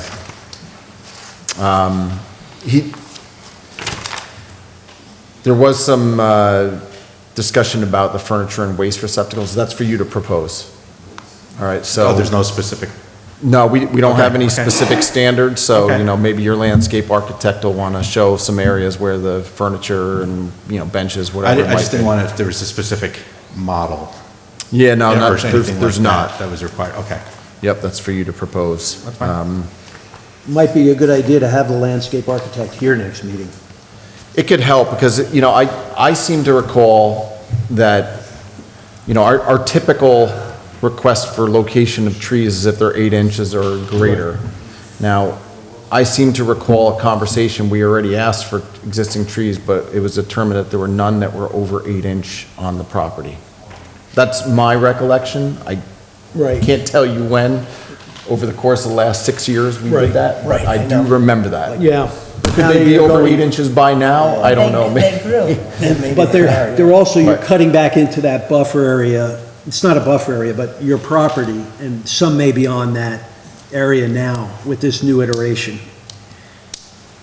So maybe just check to see if there are trees or that, because I think the board needs to give them some guidance on the size of trees. I mean, are we going to ask them to get every sapling or, No. there has to be some, Why is that? I don't understand why we wouldn't rely on the code. Whatever the code says is fine. yeah, so 8 inches is definitely written in the code, so. Right. He's developing the entire site. He's disturbing almost every area, so there's no waiver here, like, Right, so the 8 inch, and then I think it would be helpful to also have the landscape architect provide, which I think it may be on the landscape sheets, but the number of trees that are proposed as well. So we can have an idea of the I net think loss that's on the versus the chart. net gain. With the variety. Yeah, a tree, like a Yeah. tree removal plan.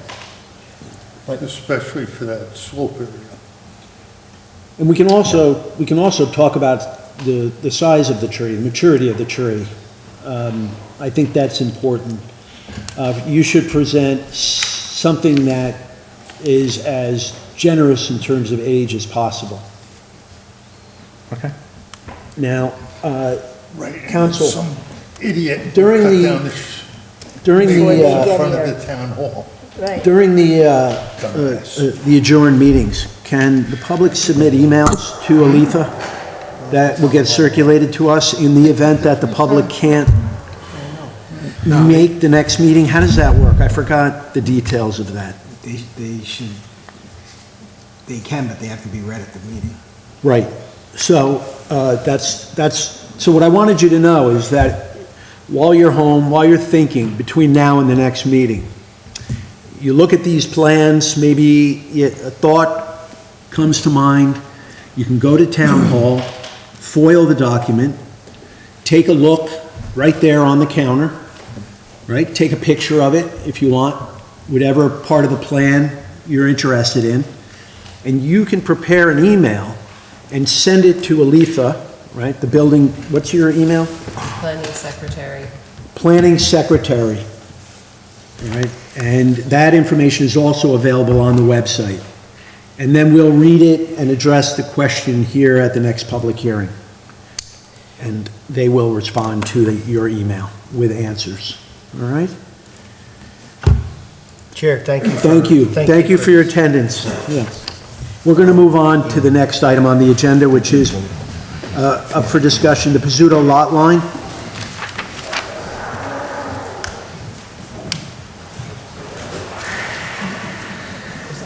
Hi, how are you? Thank you. I didn't mean to throw that at everybody. I'm sorry. Was I right to tell you the hundreds of people who were stopped out?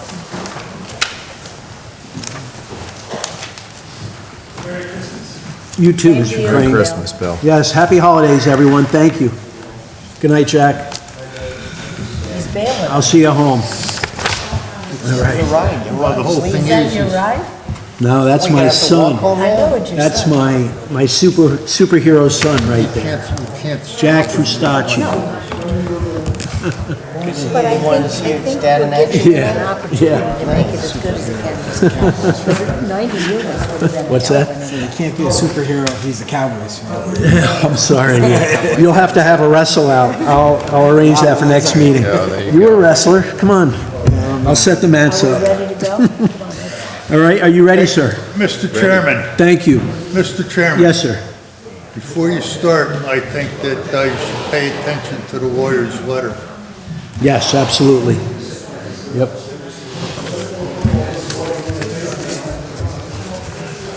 I think, Hold on, we gotta get, it's too loud. I think Craig's letter has a direct impact on Yeah. proceedings. All right. If you could proceed, thank you. Okay. And we'll start with It's too loud. your, okay. No, we're gonna start with the applicant. Okay. Sure.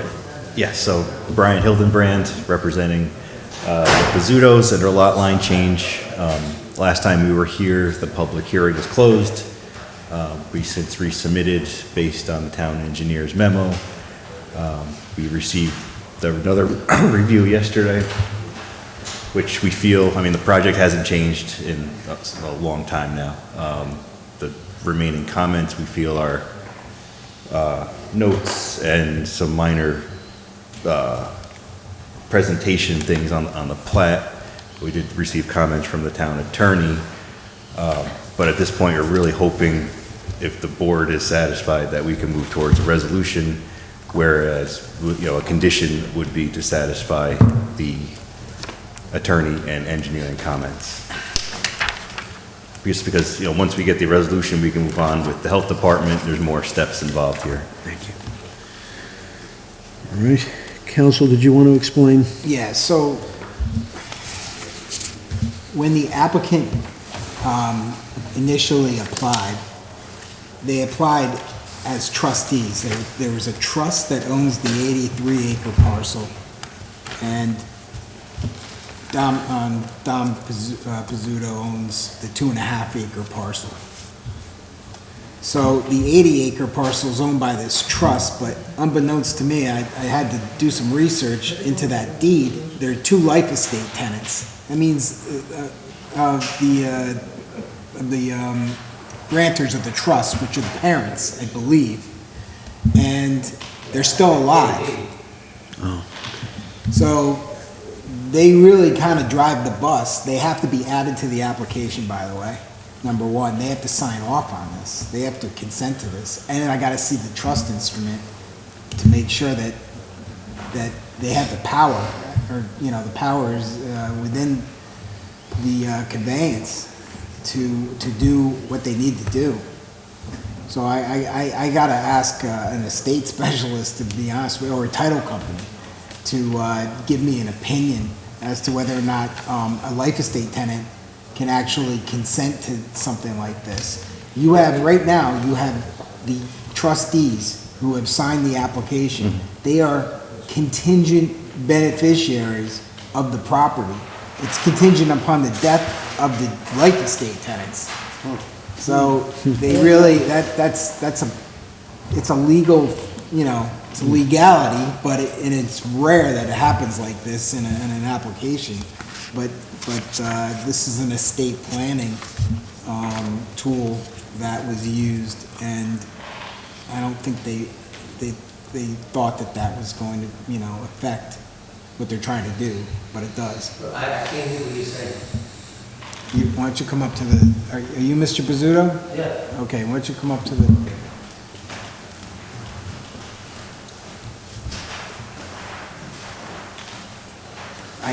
you sent an email to me earlier today, and I asked you if you could bring the trust instrument, so that I can see that.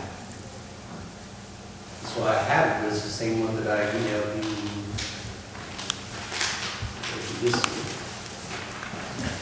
Is that my copy? All right, I'll take a look at it. It's signed.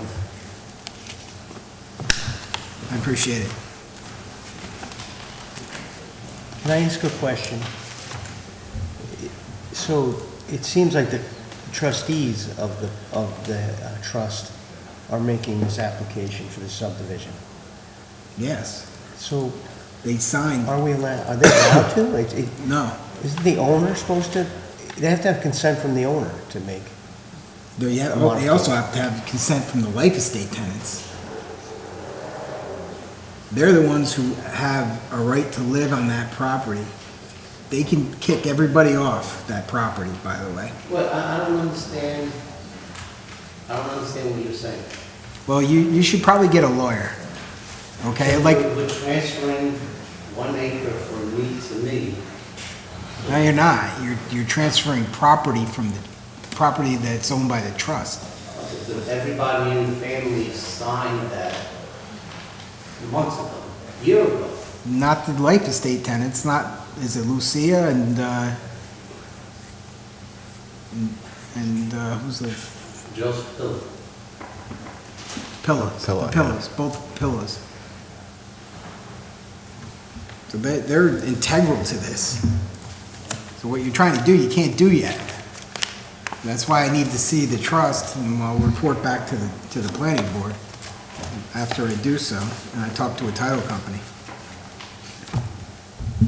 So if they get the life tenants to sign off on that, then they can go forward. Yeah, as long as the trust instrument allows for that. They could come here in person and say it's signed off on, we could have done this. Well, that's not, I had to actually do the research of the deed. Just so you understand, when an applicant comes before us, our assumption is that they either own the property or they're representing the owner of the property. Okay. So, do you own the property? Yeah. Owns one of the properties. So I own the 2.5 acres that we're adding the 1 acre to. Okay.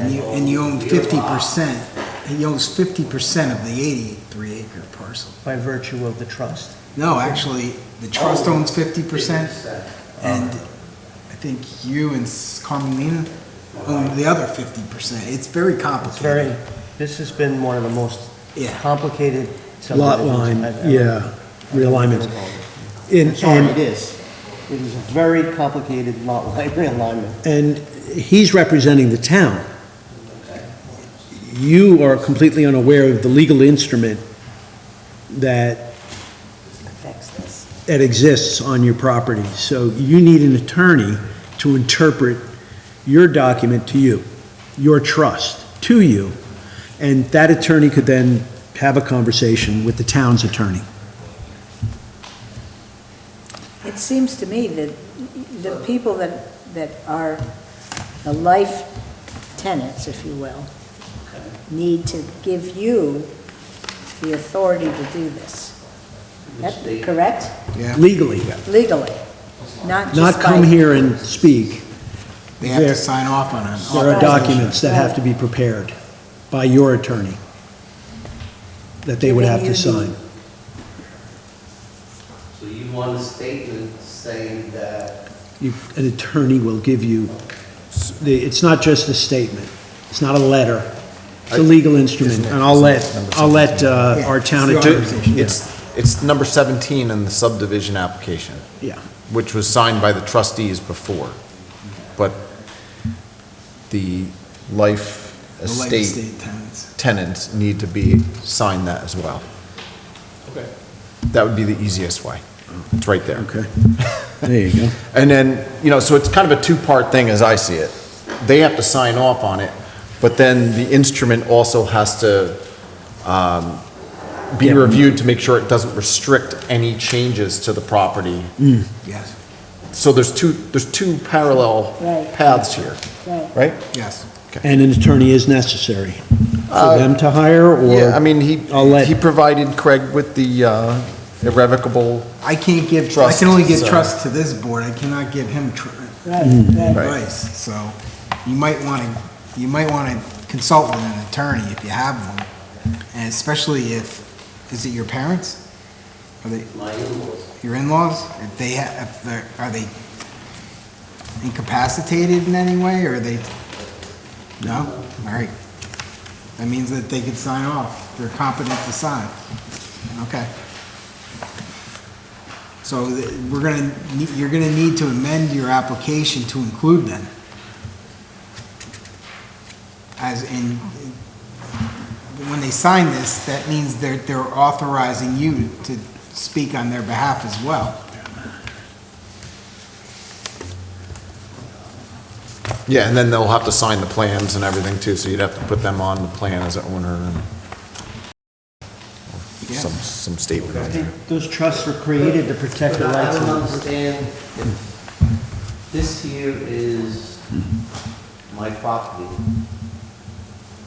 Yeah, but the other property is actually conveying out acreage to your property. They can't do that without some type of legal power to do so. And they don't have, right now, we don't have everybody on this application who is gonna be signing off on an eventual deed, a deed down the road. The life estate tenants have to sign that deed to give you the additional acreage. I can't make it easy for you right now. Well, I know that's what you're looking for. I can't. So, your best bet is to hire an attorney, all right? To sort this out for you with our town's attorney. in-laws. Sorry. All right. That's Mark. Okay, all right. Thank you, sir. Have a good holiday. Thank So, you. before though, so, we've mentioned this before, once you took the crossing out because of the DEC issues there, so the rear lot that's on the other side of the railroad is gonna become part of the 2.5 acre parcel, so it's gonna bring it up to 85 or whatever it is, right? How does that property get accessed is part of the questions that we've had. So I just want to make sure that if there's intended use of that property as part of this, where, they're going to do any, I don't know if there's any farming or whatever they might do on the back side of the property, that they have either an access across the existing stream crossing, which would be an easement through the other lot. Yeah. Or Right. Or if it's just, I'm asking you to put a note on there that if that crossing ever has to come, you have to come back to the planning board, obviously, for the water resource permit, but it's just a question on, if you're gonna add all that acreage to the 2.5, is it usable? Should it just be incorporated into the other larger parcel? What's the best thing to do here? Okay, and over this history, this has come up where there is an existing easement that we thought was the access strip. Turns out it's flip-flop, so that still exists to use that existing crossing for lot, or whatever lot number it is, being from lot 1 to lot 2 is in place. I could repackage that up. Well, that was an easement that's shown on the filed map. Right. 11679 is the filed map. And you can't actually use that easement because you don't have a DEC permit to cross the stream. So that's my point, is that if that rear lot is gonna become part of this one, you know, as long as he's fine with just saying, I can't access the land that I'm getting in this, you know, without, Who says, we need DEC to sign off on that now? no. You know, you're basically adding all this acreage onto that lot, but there's really no nexus on how to access it and use it, is my point. Unless you provide access rights through the existing crossing which goes through Lot 2. You can't access that area without going through Lot 2, is my point. Okay. Unless you get the DEC crossing eventually. Yeah. But Right now, it's just a land hook. It's locked. It's gonna be. it's gonna be a land hook across the MTA parcel that includes this as part of it. No, but I'm looking. It says existing, that slither lot, says existing lot 3, and then that big parcel on the hill across from Metro North says existing lot 3. Yeah, it's land hooked now. So they're currently one lot, With, and you're not changing it. Well, they're, No, they remaining one had lot. different tax grid numbers. yeah. Yeah, I think they That, do. that was all approved by this planning board in 2000. yeah, that's, I mean, this, not to dredge it back up, but yeah, that was part of the complications that we went through. And now we're on to a new Right, batch they- of complications. As we that mentioned, the clerk filed this incorrectly. Yeah, yeah, The right. county clerk filed this incorrectly, basically. That was supposed to be an easement, not another parcel. That was part of the problem. Oh, that's. But what I'm saying is that you're basically Now it's 3 different making that land inaccessible by adding it to this lot. Yeah, I'm just. And I just, you know, just want that to be very clear. I'm struggling with, you're saying you're adding it to the lot, but it was there, we're not adding it. But it's a separate parcel. No, I get Oh, that gotcha, they're yeah, not right. contiguous, Yeah. that's, Oh, and I okay. get the need to connect. Right. Yeah. I know every parcel has to have access. Right. That's important. So, are you just asking to make sure that they have an easement from the one spot to the next? It would help, well said. it would help them be able to access that area if they need to. Yeah. You know, with any kind of motor vehicle or anything. But if they're never gonna access that area, it doesn't matter, I guess. I'm just- No, When it still would be. I don't arguable. want them to It'd have still be something that they say, oh, I can't use this. Yeah, exactly. That's my point, that's No, all, I that's all. get that. It's actually for your benefit, is why I'm asking this. But As- we're as a- not, as we're the not owner. obligated to, we Right, don't 'cause what have we're to doing- cause you to gain access. I Is just don't that want it to be correct? said that what we're doing is we're losing access because Yeah. we're widening a lot line so that it's land hooked now. I understand what you're saying, I just didn't want it, I thought it came across as what we're doing and proposing, we are like forfeiting access. No, that is not the case. But you want to have access. It's the same as it exists You have today. to create legal access. Legal access It's- is gonna have to be created because you can't have a resultant landlocked parcel.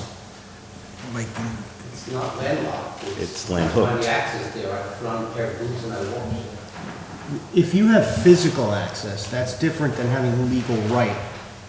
Okay? There may be a physical bridge, there may be an underpass that gets you there, but if you don't have right over that, if there's not an easement covering that, it's not your land.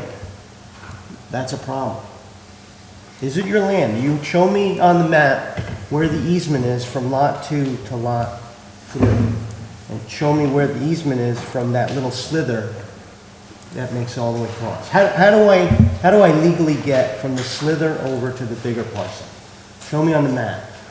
That's the Metro North crossing that we, Okay, so Metro North Crossing, is there an easement over there? Yes. yes. Point out where the Metro North Crossing is, please. There's a gate, there's access here, and there's a cattle crossing here. Oh, all right.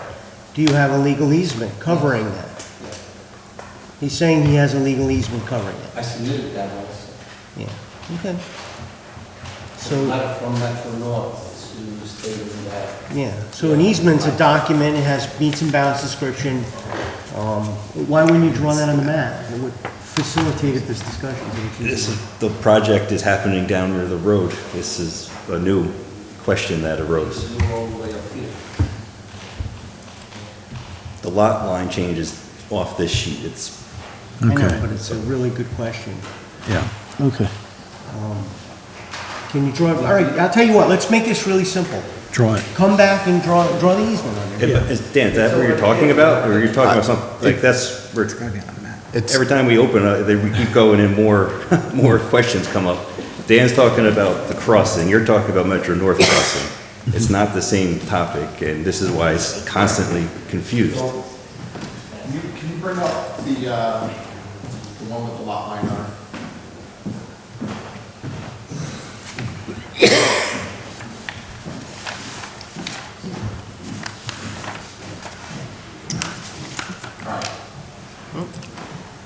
That one? Yeah, now, maybe just move this over here a little bit. Brian, my question is now, why wouldn't you want it on them, let Dan on the plans? Yeah, so Yeah. my whole point is that this lot here, which used to be just a strip here, this was intended to be an easement to get to this lot. This was the lot. Technically, this was the lot. Right. So it did not have any road frontage at all. Now, this was filed where this little strip was a parcel, it had its own tax ID, this had its own tax ID, this had its own tax ID. So by doing this, they're now making this a buildable area here. Well, my point is now this property and this are gonna be one, okay? But you can't really get access to this if you want to use it for any purposes, legal purposes that you're allowed to, with any kind of a motor vehicle or anything, because you can't actually physically get there with a motor vehicle of any sort. So there's an existing crossing here, and my point was just to maybe possibly preserve the ability for this to use the existing crossing. You might want to put an easement that allows this property to access through there to get to the rear part. That's all. Okay. Because otherwise, you're really not going to be able to access this unless you ever get the DEC permit, which you know how much that was going to cost, and the permitting for it is very difficult. No, I get it, I just don't, so what is the difference of what exists today? Like, so, We've had the same. All right, So it's an issue today, right? You can't get to this. yeah, right. Right, so this could be your opportunity to fix it, right? If you want to use it.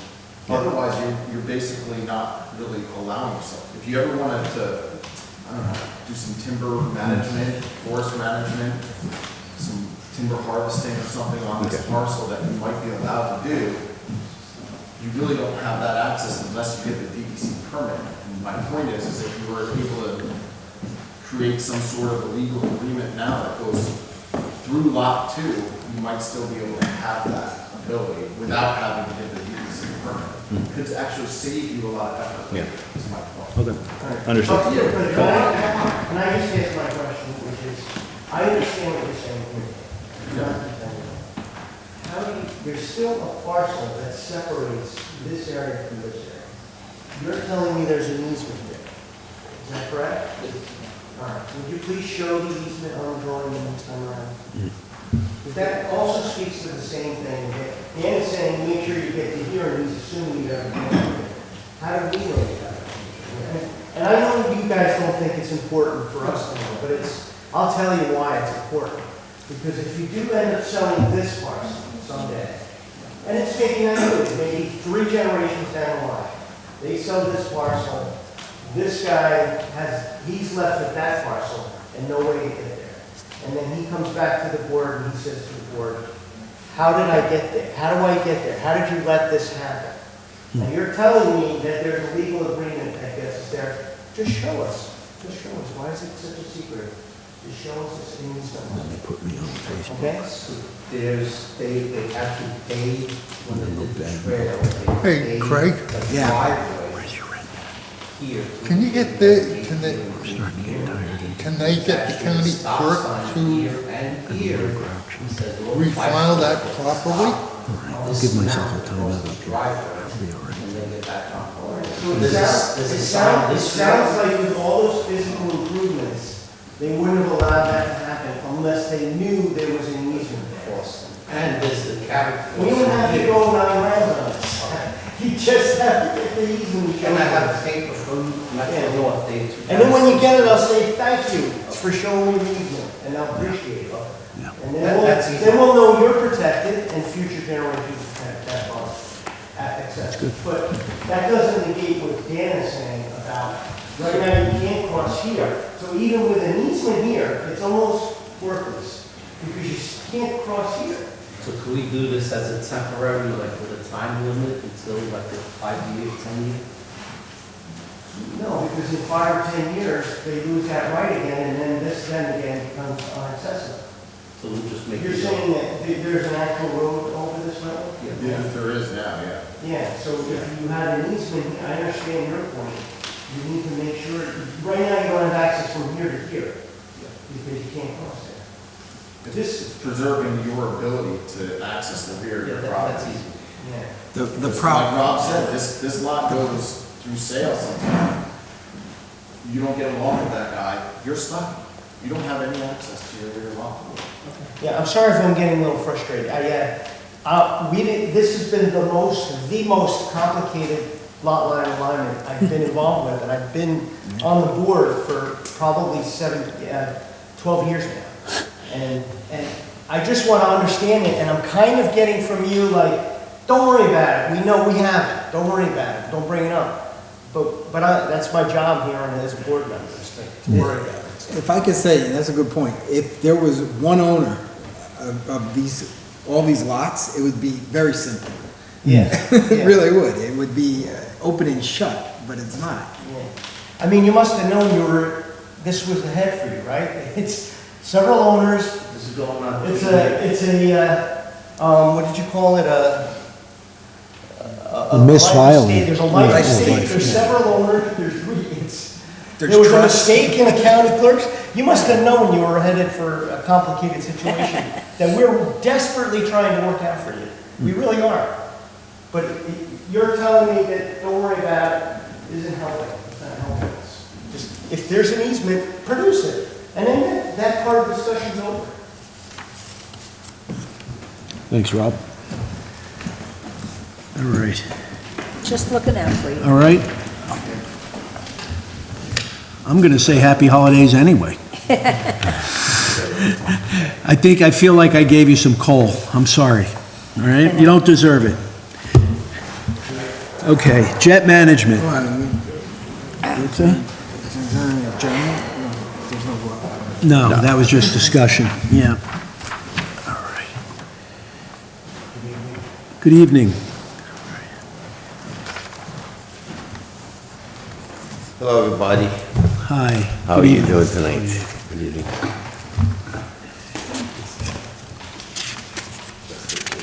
Okay. My name is William Besharat. I'm representing Jet Management. Mr. Jamie Traynor is the owner. I guess we were here before and we had discussion with the board. We had comments from Dan, and we went to the zoning board for the item, just to refresh for the record. We are here trying to legalize existing 2 apartments on a property that's zoned commercial. It's allowed with a special use permit, and that's why we are here seeking a special use permit for this. There are many comments came back and forth and been addressed, and one of them was a major comment way back then is to go to the zoning board because in this zone it's required to have minimum 800 square foot per apartment unit, and we need a zoning variance for that, and we have gone to the zoning board and we were granted the variance. It took a couple of meetings, and that's why it's been a while since we came back. We have addressed as much of the comments from Dan as possible, and today I received an email with a list of comments, and if you allow me to go through most of them, a lot has been addressed, few has questions about. We have no issues with most of them, actually with all of them. We will address all of them, but there's few items I would like to address them in particular. That need a discussion with the board. It has been said a few times as to change the shape of the building or to add a second floor to the building. The main reason why we are here is this building has sat empty for the past few years, with every effort has been made to rent the building as a commercial space, and it's not happening. There's no luck. We had one tenant interested, and we would not bring him into the neighborhood. It's a biker's bike club that they wanted to put in there. That's the only person that was interested in this situation. So it's creating a burden on the owner financially to maintain the building. And if you see, this building was a dump, and if you see it right now, it's completely clean and has been maintained, even though it has been vacant. It's a burden. He's trying to rent those units for a couple of reasons. Reason number one is to start getting some income out of it to help him with the expenses, the mortgage, the tax, the maintenance, the heat, etc. And number two is to give the building a better value so he can go for refinance. He would love to put a second floor on this building. He has absolutely, that will be the best thing he could do, and he will do it eventually when the funds are available and he's capable of doing it financially. Right now, he's at the verge of ruin. For the past 3 years, he's been carrying this building out of his pocket, trying to rent it as a commercial space. You know, like, oh wow, we got a commercial building, it's nice, yeah, but if it's not rented, that building is not nice. And this is where we are. So one of the items, and section 2 of the comments, part B, is talking about that, as it was discussed also by the Dutchess County Department of Planning and Development. They also would prefer that. And it's something, like I said, we have no objection to it, but right now, we cannot afford it. This building is a verge of bankruptcy, but if it's rented, then this building has value. It will appraise much, much higher. I'm sorry, what are you referring to? Which item on the comment line? On page number 2, second page, item 2, sub-item B. The applicant has to provide existing architectural front elevations of the building. That's the one, that? Yes. That, okay. Require 2- or 3-story buildings and prohibits flat roofs. Consider adding a facade that gives an appearance of a second floor, or consider adding a second floor. We are considering this, we will consider it, but to go and add a facade into the building along with the expenses that occur with it, we barely have enough money to cover the cost of running this building right now where it's vacant. If the building was occupied and it has income, then it has value, we can go for the bank and refinance. Like I said, we will be coming back in front of this board, and I can bet on it, members of this board will be still on this board when we come back trying to go up for a second floor addition and renovate the building and beautify it. Okay, but you realize this is the Dutchess County Department? Yes, we will also contact them and try to speak with somebody up there regarding that. It's all we're looking for now is to have this project moving forward with the planning board to get closer to the point where we can rent those 2 units, and then we can breathe a little bit. Here's the problem, right? Just so that I can tell you that although we sympathize. Thank you. You saw what we went through at the public hearing here and what we're causing the previous applicant on this agenda to do when we opened up the meeting. That is the town center area, and we are bound by certain responsibilities as a board, in spite of the fact that you have some financial difficulties. Okay.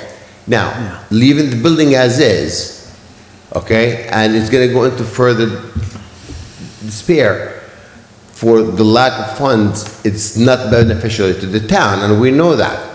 Now, there are certain items in here that I will go further down. I will get back to that item in a little while, but let's go a little bit further down. Hold on. Can we just clarify one thing? This is Dan, was this a comment from you, or this was the comment from the planning department? It's both, because it's in our town code. It's in our town. It's law. It's law. Yeah. So what I've asked and suggested is that because of the front facade as it is now, you can basically see right on there, you could just even add like a little parapet wall and a fake little peak or something, just to kind of spruce it up and make it look, at least give the appearance of. Yeah, we did that on Main Street over here Yeah. for one of the applicants. We actually, we caused Dollar General to do that also. Yeah. Yeah, they have a fake, kind of a peak in the front with the parapet No, wall to so cover the flat roof. you're asking us to make, an exception. A waiver, But an exception, okay? right? There's a big difference between creating an exception in our community, It is, a legal exception. I understand that. Legally, say, I'll let counsel I'm explain asking, what that what means. I'm saying, this is that if we were building this building from scratch, I completely understand the position of the board on it. Okay, this is a pre-existing building, we're not proposing any construction to it, to the site, what have you. And there are certain items also as we go further down. Why don't we on the- address, Now, why don't you go through those? okay, and then we'll go back to that one. It said also, now if we go to item D over here, it's, the question about the sign. We're just gonna take it down. That would be better. That's it. That will eliminate that and a few other items after that. So, we have no issue with that. So you'll answer that to that We'll take it effect? down. We'll take Okay. the sign down, no problem, because we're gonna be residential, so there's no commercial foot sign identification. Sign So, should not have been there anyway. say that again? Does not meet code. We're gonna take it down, Right. okay? So what's the next item? The next item, the lighting. There've been complaint or comments versus complaint that, the lights could be too bright, what have you. We will change the lighting to comply with the zoning ordinance of the town. No problem there. And we'll question. demonstrate that on the plan. So quick question, how Sure, come you boss. didn't answer those on this comment letter already before the meeting? Well, I wanted to discuss with the board and see how the board Oh, feel all about right. it, and we will Okay. discuss. Because we haven't been in front of you, we were that time, and then we disappeared Right. for all that time. And I Okay. said, it really would be better off for us if we just go back to the board and, talk, and this is what this All right, but situation is just all so about. you understand, We understand that, what he and we wrote, will what he comply wrote with in it. the letter, Mhm. right, was for you to address. Yes, I like your shirt. Yeah, thank you. because we need that recorded on, this document. We All right, thank you. will address that and we'll show it. Thank you. Okay? The refuse storage, I guess I should have been clearer on, we don't want to go build a dumpster for a couple of cans. We will provide a storage for them on the back where the tenant can put their garbage cans in the back, and then when the day of the garbage pickup, the cans will come out. Unless if there's any other suggestion for that. It's like, this is not a commercial building where we're gonna have a We're just- dumpster out there. You're just talking about the rolling containers. Yeah, right, that's it. Not a dumpster. Not a dumpster. So you will not have a dumpster on the property? No. So you would specify you're not going to have a dumpster, We will indicate that, we address that on the plan. and that the containers will remain behind the building and come You'll out? show the for location, you pickup? gotta show the Yeah. location. Okay. Yes, I will show it. It's gonna be most then- likely in the back, out of sight, like. And then provide notes about getting pulled in every night after. I will. Because Yes. we can't have Mhm. cans all over the road all night. Item G, which talks about the proposed evergreen screening, and that's what I wanted to discuss a little bit with this board, also quickly, is a lot of the trees are already existing, and I think I will clarify which ones are existing and which ones are proposed. And Dan's point, I can see it after I looked at it, that it wasn't really very clear which is proposed and which is existing. We will take care of that, we will address that, it's a minor item. And as we go further down, brings us to to a couple of items at the same time, which is the existing access on Route 55 with the right-of-way for the curb cut, the entrance, and also the sidewalk. The board is saying, and I can really understand completely where the board is coming, asking for the sidewalk. There's a future master plan for the downtown area, and we will have no objection to put in the sidewalk continuation of the dollar store. We discussed it, we looked at the expenses where it could be for that, and I think we can, something that could be manageable. We will do the sidewalk, but we will address the access of the DOT and the sidewalk at the same time, because the sidewalk need approval from the DOT. We will be approaching both the DOT, I'm sorry, for both items, for the access and for the sidewalk. Okay? Perfect. That happens concurrent with a review with this board? just- Yes. Okay. We didn't start working on it, but we will be working on it. I said after this meeting, and we'll see what's coming on, then we will be contacting them. A lot of the items here I said we'll do. Okay, we addressed that. Now, one thing item B, 3B, 3B, is what is meant by interior landscaping? It's when you have little bump outs in the... Or islands like? Yeah, islands. We don't have that. Right. We will, okay. All right, that's, But we're saying that there should be an opportunity behind the proposed sidewalk to put some street trees and some nice landscaping to soften up the whole... we'll design Particularly since the code calls for parking in the rear for the town center, so whatever you can do to help soften and screen vehicles that are going to be parked in the front would be helpful. Okay. All right, so I guess that just answered item 4A. 4B will do and provide Yeah, 4A, basically, Yeah. the county had just noticed that it's probably over-parked. You could actually lose, eliminate We'll some of the redesignate. existing, it's up to you. The ADA parking spaces was mentioned. We mentioned the width of it, but I guess I should have dimensioned the hatched area and show. I will give you a detail that we based it upon for the handicap accessibility parking, and we'll attach it to the plan. Yeah, and it's got to have the proper grades. Yeah. So you just have to demonstrate that, whether it's existing spot elevations to make sure it's not too steep. Can't be more than 2%. It's almost, no, it's way less than 2%, it's about 1% at the very most, but we'll demonstrate that. That's all, you just got to demonstrate it, Yes, that's no all. problem. The Knox box with the fire department, Jimmy has been talking to somebody in the fire department, and we are in the process of resolving that issue and providing them with it. The items such as the zoning board, we did indicate in the plan that the zoning board granted it.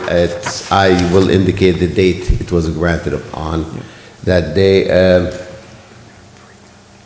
The item number 10, the easement, the water easement, we will indicate on the plan where the easement will be reserved for the town, for the future water and sewer if it ever comes. I understand where that's coming from. I don't see any conflict whatsoever with the site on that. The AD we spoke about. The wires, the overhead, it comes from the pole, it goes down, then it goes under the parking lot to the building. So it's really combination of both under and above. We'll show that on the plan.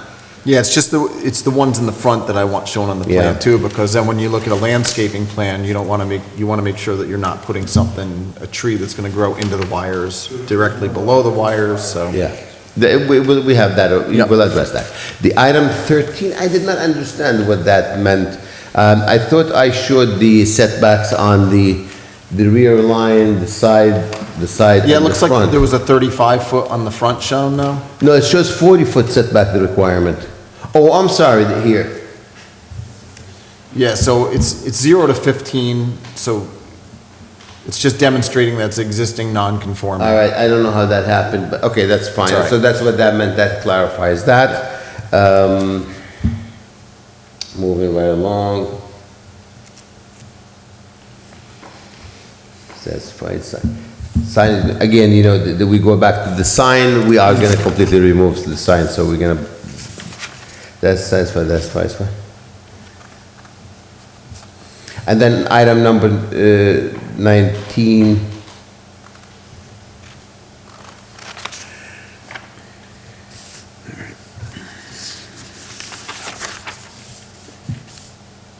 It's like, I guess that would be it. I don't see anything else. Those items that we have here. So what are we going to do about the second floor. The second floor. Okay. And the appearance. the appearance of the second floor, like I said, eventually we're gonna be coming here for a second floor, but I understand where the board coming from with this. We will propose a facade that maybe a reverse gable or a parapet wall or something in the front. It's gonna be a little costly for us to do, and eventually with the second floor, probably will be coming in front of this board sooner than you really think it would be coming. I guess we're gonna have to do it. It seems an important thing, but I think it's to be a waste to do it, and then within a year or two, coming back for a second floor addition on this building and complete change of facade and make it really compliant, satisfying to the town, and hopefully set up some kind of precedence of what the buildings in the downtown area should look like. Does the code, this is a question to the engineer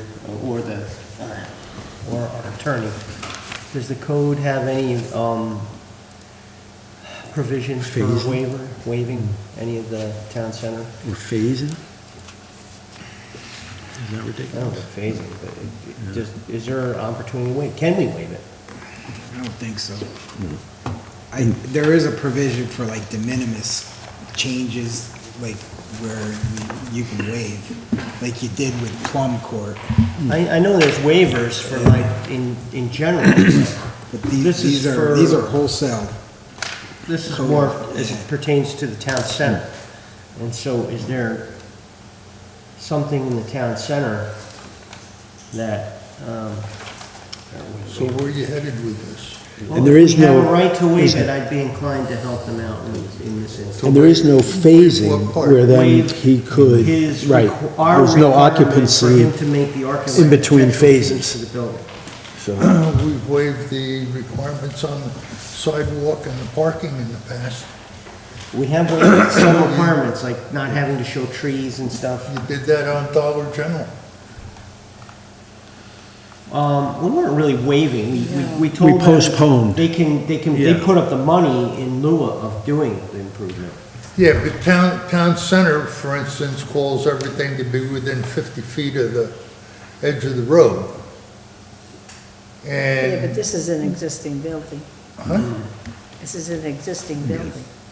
But but the point, I guess my point is. and they're changing the use now.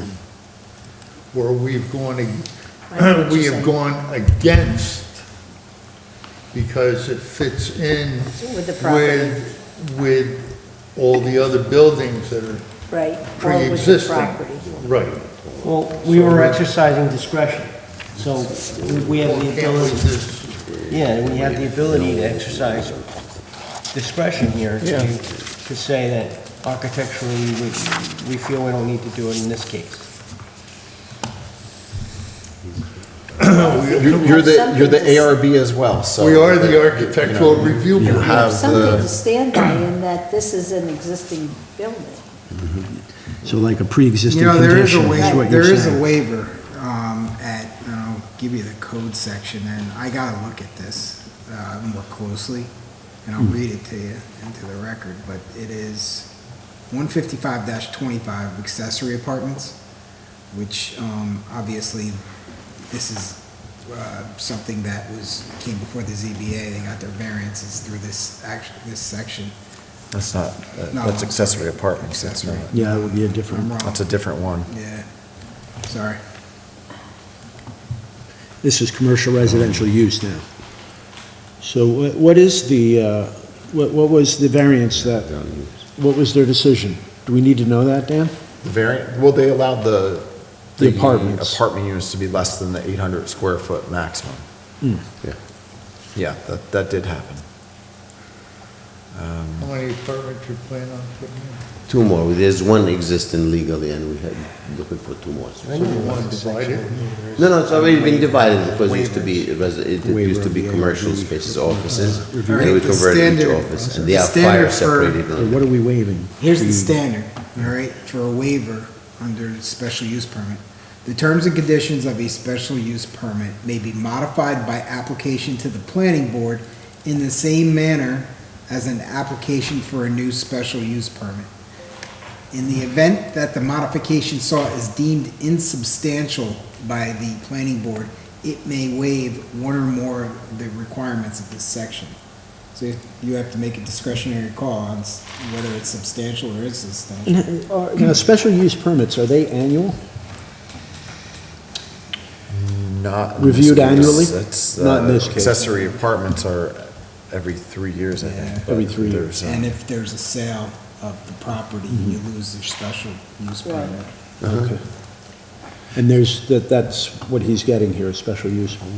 Yeah, that's one of, it's Yeah. specially permitted use. I mean, I'm inclined to say this isn't insubstantial, it's not substantial. Okay. If he was here saying, let's not do the parking, let's not do, Right. you know, 80%, like, this is just one small element of all the elements. Seems wasteful to make them do it, especially if they're gonna put a second story on it also. Right, I mean, I agree with his argument that That's a they're sticking. gonna come back and point, put a yeah. second story, and then they're gonna end up taking it off. No, I don't like that idea. It's not a reasonable thing to request. So I would make a motion to grant a waiver with regard to that item. If you could just tell me what that item was. It said, was it? It's item 13. 2B, right? Yeah. Who is the architectural front elevation? Consider a facade that gives an appearance to the second floor. So I am making a motion to grant a waiver to waive their right, the requirement for them adding a facade on, to create the appearance of a second floor. Second story. I'll second that. Okay, all in favor? Aye. Aye. Okay. Thank you. You're welcome. Now, the rest of the items, we will address them at this point. I would like to request the board, another request, I don't want to sound pushy, if we can ask for Site plan? yes, a site plan approval, a sketch plan approval. Oh. That's not. Before you- Well, I've been asking for That's things. what you want, that's why you're here. Yes. You mean About at this stage. before Christmas? You don't want coal like the last Hey, guy. no, is what you're definitely saying. not. Dan, are we pretty Are we, close to meeting? what's your comfortability with that? I mean, it's a sketch plan doesn't mean a whole lot in the big scheme. The requirements in 155-59D, which go through sketch site plan, have actually been satisfied. We just wanted a little notation regarding the source of the topography, but those elements are there, other than the fact that, there's some other planning elements like the landscaping and the sidewalk and all that, but the concept of the plan being a sketch I'd be okay with. Then, in that case, I'll make a motion to grant sketch plan approval. Second. All in favor? Aye. Okay. Thank you so much, appreciate you. Happy holidays. This was really great and great Thank you. Christmas present. We appreciate you. Have a Merry Christmas, everybody, and Happy Holiday. You too, thank you. Stay well, all. Okay, have a good night. Good night. Right, next on the agenda, Can he? Samana Estates. Yeah, a lot younger. He could be his brother. Yep, Okay. you're right.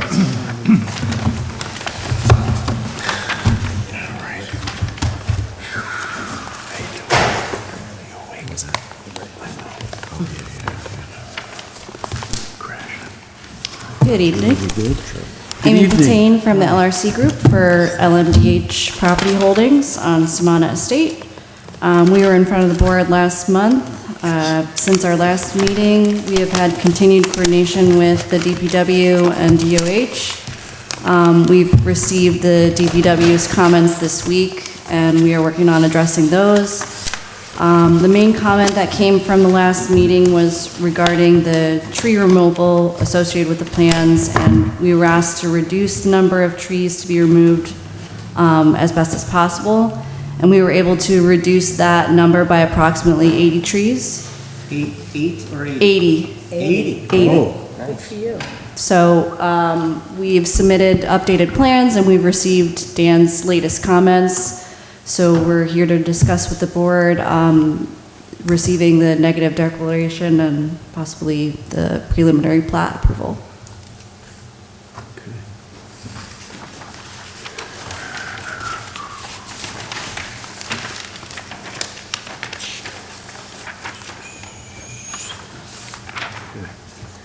Dan, would you like to make some comments?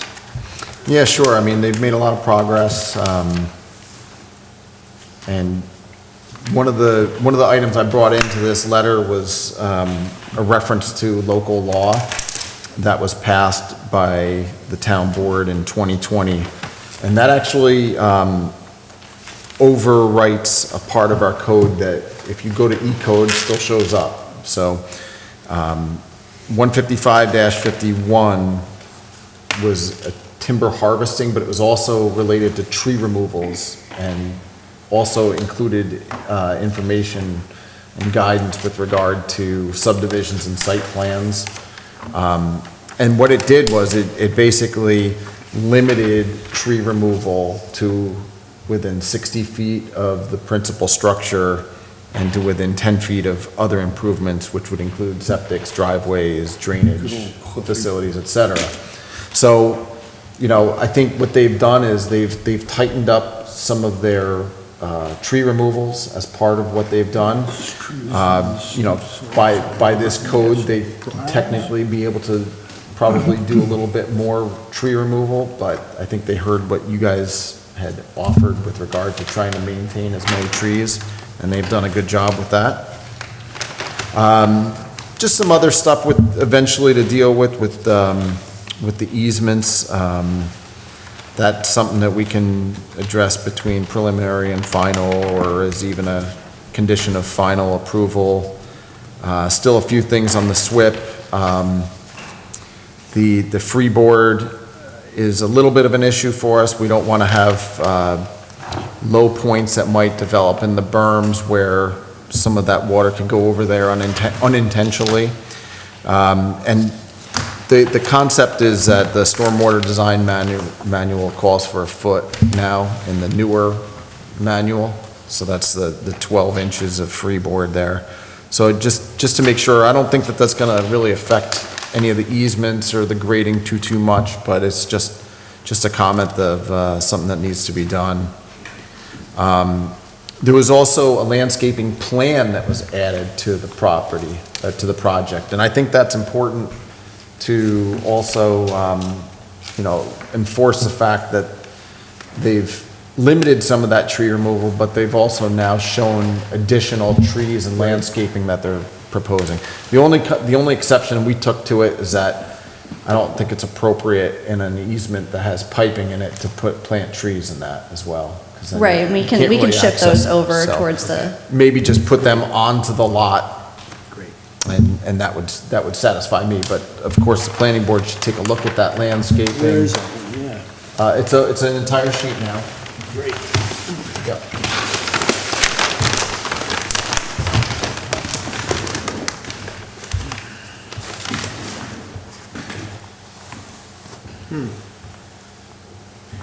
Here are the numbers up here.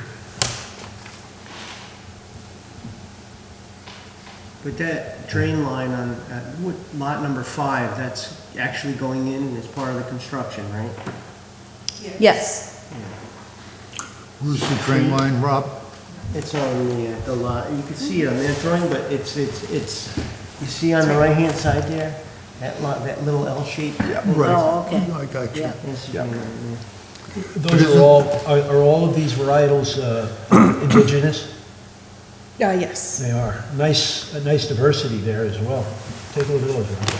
I haven't seen any of those actually planted.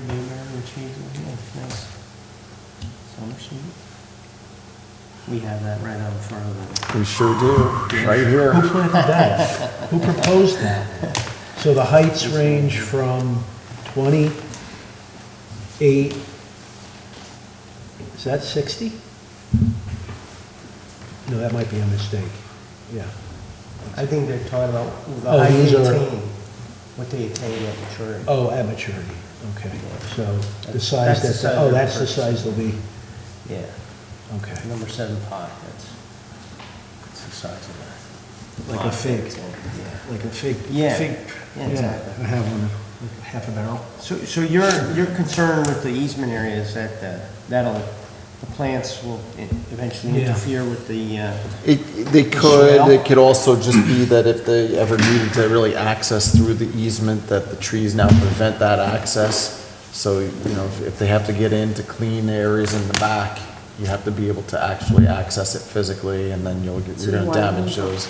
So I'd rather just, you know, I would almost suggest that they can be placed outside of the easement, still provide the screening that, but would not prevent the access as well. Because I appreciate, and I don't know if that was, I try to remember if that was our comment, but we do want a screening of that neighbor.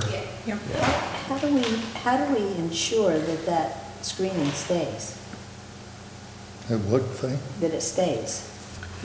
If it's in an easement, it's gonna stay, but if it's not, Well, the easement is whatever the easement says it is, so that's a drainage so easement. you wanna make it wider to include the trees, no? I mean, there's lots of, you really have to have, what legal tool would that be, like a conservation easement? if you wanted I mean, you to could put like a deed Or a deed restriction, right? But, Deed restriction. I mean, they are planting 53 is their proposal trees. And they've reduced the number that they're removing by 80. 80, yep. 80, so maybe we also could be a little compromising and not having them put them there at all. The ones that. No, yeah. I like Dan's comment, just shift them over. Oh, just shit, oh, okay. He's correct. Is there I room? think you're correct in interfering with that drain line, so. yeah. There's room to shift them Yeah, over? yeah. Okay. Yes, Oh, yep. all right, okay. Yeah, they're not, I think, contending that, but Faye makes a good point, like, Right. how do we know we install these trees? If they stay. And then, like, we heard from the guy from Stony Creek with that one subdivision, and he said, as soon as the tree goes in, I'm cutting it down. Right. Yeah, I know, that was a nice thing to say to us, wasn't it? Yeah. I mean, I think All right. that's a worthwhile discussion. I don't know, it's deed restrictions or one It way could to be do a it? deed restriction, it could actually be some sort of a Easement. conservation easement that's parallel to the drainage easement or included as part of the Right. drainage I easement think that's a little included as wider. part and, would You know, be just made best. very clear that those trees that were planted are to remain and so long as they're healthy, you know. As long as you I don't- like that idea, the conservation easement makes And sense. it could all be brought into the language that the attorney will end up reviewing at some point, but Okay. I think part there's of a lot we can do Would with the it have legal to be- documents and Can instruments. you do it like one easement and just say, I would think so. Yeah. the tree, Drainage and it's a conservation. conservation and utility easement or something like that? And then it spells it out that no new trees within, 5 feet or so, or 10 feet of the edge of the pipe or something. And then they occupy the rest of the easement area. Right. And mustn't ever be taken down. Yeah. Does that affect the driveway or anything on that lot, or? If that was a little bit wider to No, shift the trees? it's not gonna affect the driveway. I mean, the plantings are just gonna be right up against the driveway at that point. We could look at shifting the driveway, but then we're gonna have to remove a couple trees. So No. it's like, if you shifted it over here, Yeah. then these trees would have to go. Right. You heard Bill, he doesn't, it's, don't take down trees for the sake of adding new trees. Right. So I think, I like the idea of maybe Yeah. just One easement, making the easement a little bit wider and calling it a, utility conservation, yeah. it's a utility, or a stormwater drainage and, because this is Yeah. stormwater drainage, right? Yes. Yeah. So it would be like a stormwater drainage and conservation easement. You can put that in one instrument. Yeah. Smart. And then you just, in the, show the trees, like Dan said, offset from the. Offset, but just increase the width of the. Yes. Yeah, and then in the language of the easement, indicate that, the trees should be Shall remain. no closer than 5 feet off the edge of the drain line, Yeah, and just that there's sufficient, width for access of vehicles to access the back part, because there's gonna be a drainage structure in the back corner. So periodically, you're gonna have to go back there, possibly, and vacuum it out, or jet out the line, or. Who does that? Oh, is that like a? Yeah, so, manhole? you really wanna make sure that you preserve some vehicular access to that. And who's responsible to do that? Well, that's gonna be part of what I was mentioning before, that there's some easement things that will have to be done, but, Okay. it's not something that the county wants, it's not something necessarily that the town wants. So this might be an easement that's related to the 3 lot owners there, lots 3, 4, and 5. That would be the preference of the applicant, to leave it up to the homeowners. Yeah, and then, the documents can provide, responsibilities, who has to pay for what. There's probably gonna be a default party. It might end up being the town as a default party. If the town ever had to go in there and do something, then we could levy And bill against them. their property. But that's a or county whatever. road. No, not there, is it? Yeah, It's a county road, yeah, Oh, but, yes. but this is yeah, their. but the county definitely does, Yeah, our they didn't- conversations they with didn't them, want- they want nothing to they do didn't with want any anything to do extra with it. easements, yeah. Right. And then the same can be said for the easement on the lots 1 and 2, There's also some logistics about how this all gets done, like, basically, we're probably gonna want all these improvements to generally be made in the beginning, so that a lot doesn't get sold, and then somebody says, I didn't know this was happening. Right, and, understood. It's just the logistics of that. We can figure that all out between preliminary and final, as far as I'm concerned, but. So what do you Where's the recommend? drain, where's the drain gonna be on, Greenhaven Road? Well, Where is it, I'm sorry? The culvert. Yeah, so the culvert's on the left-hand side of the, It's Of right the where the map. existing one is, right here. Yeah. yeah, so they're replacing that. See it right there. It's that 8-inch.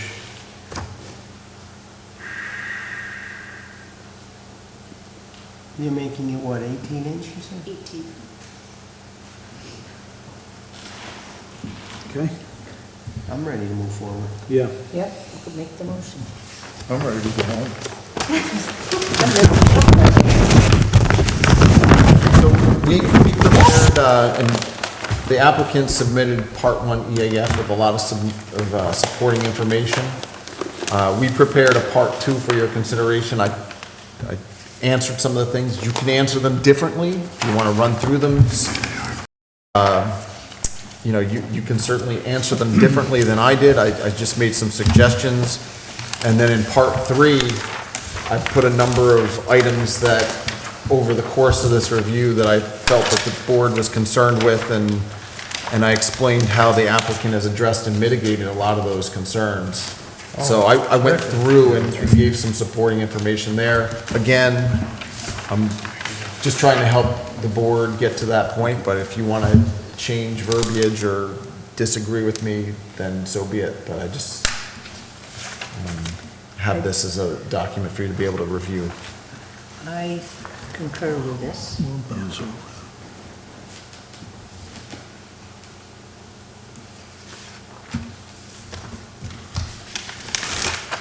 So we're gonna become the agency. Right? And, this is really resolving a safety concern as well. So, yeah, and the drainage has been a big thing, right? And I've looked at this as a compromise between multiple parties that are affected by this drainage. I mean, the owner of this property certainly didn't ask for the county to have 2 massive discharge points onto the property. The people that are downstream of this property shouldn't expect this property to be the holding pond for them to have less water.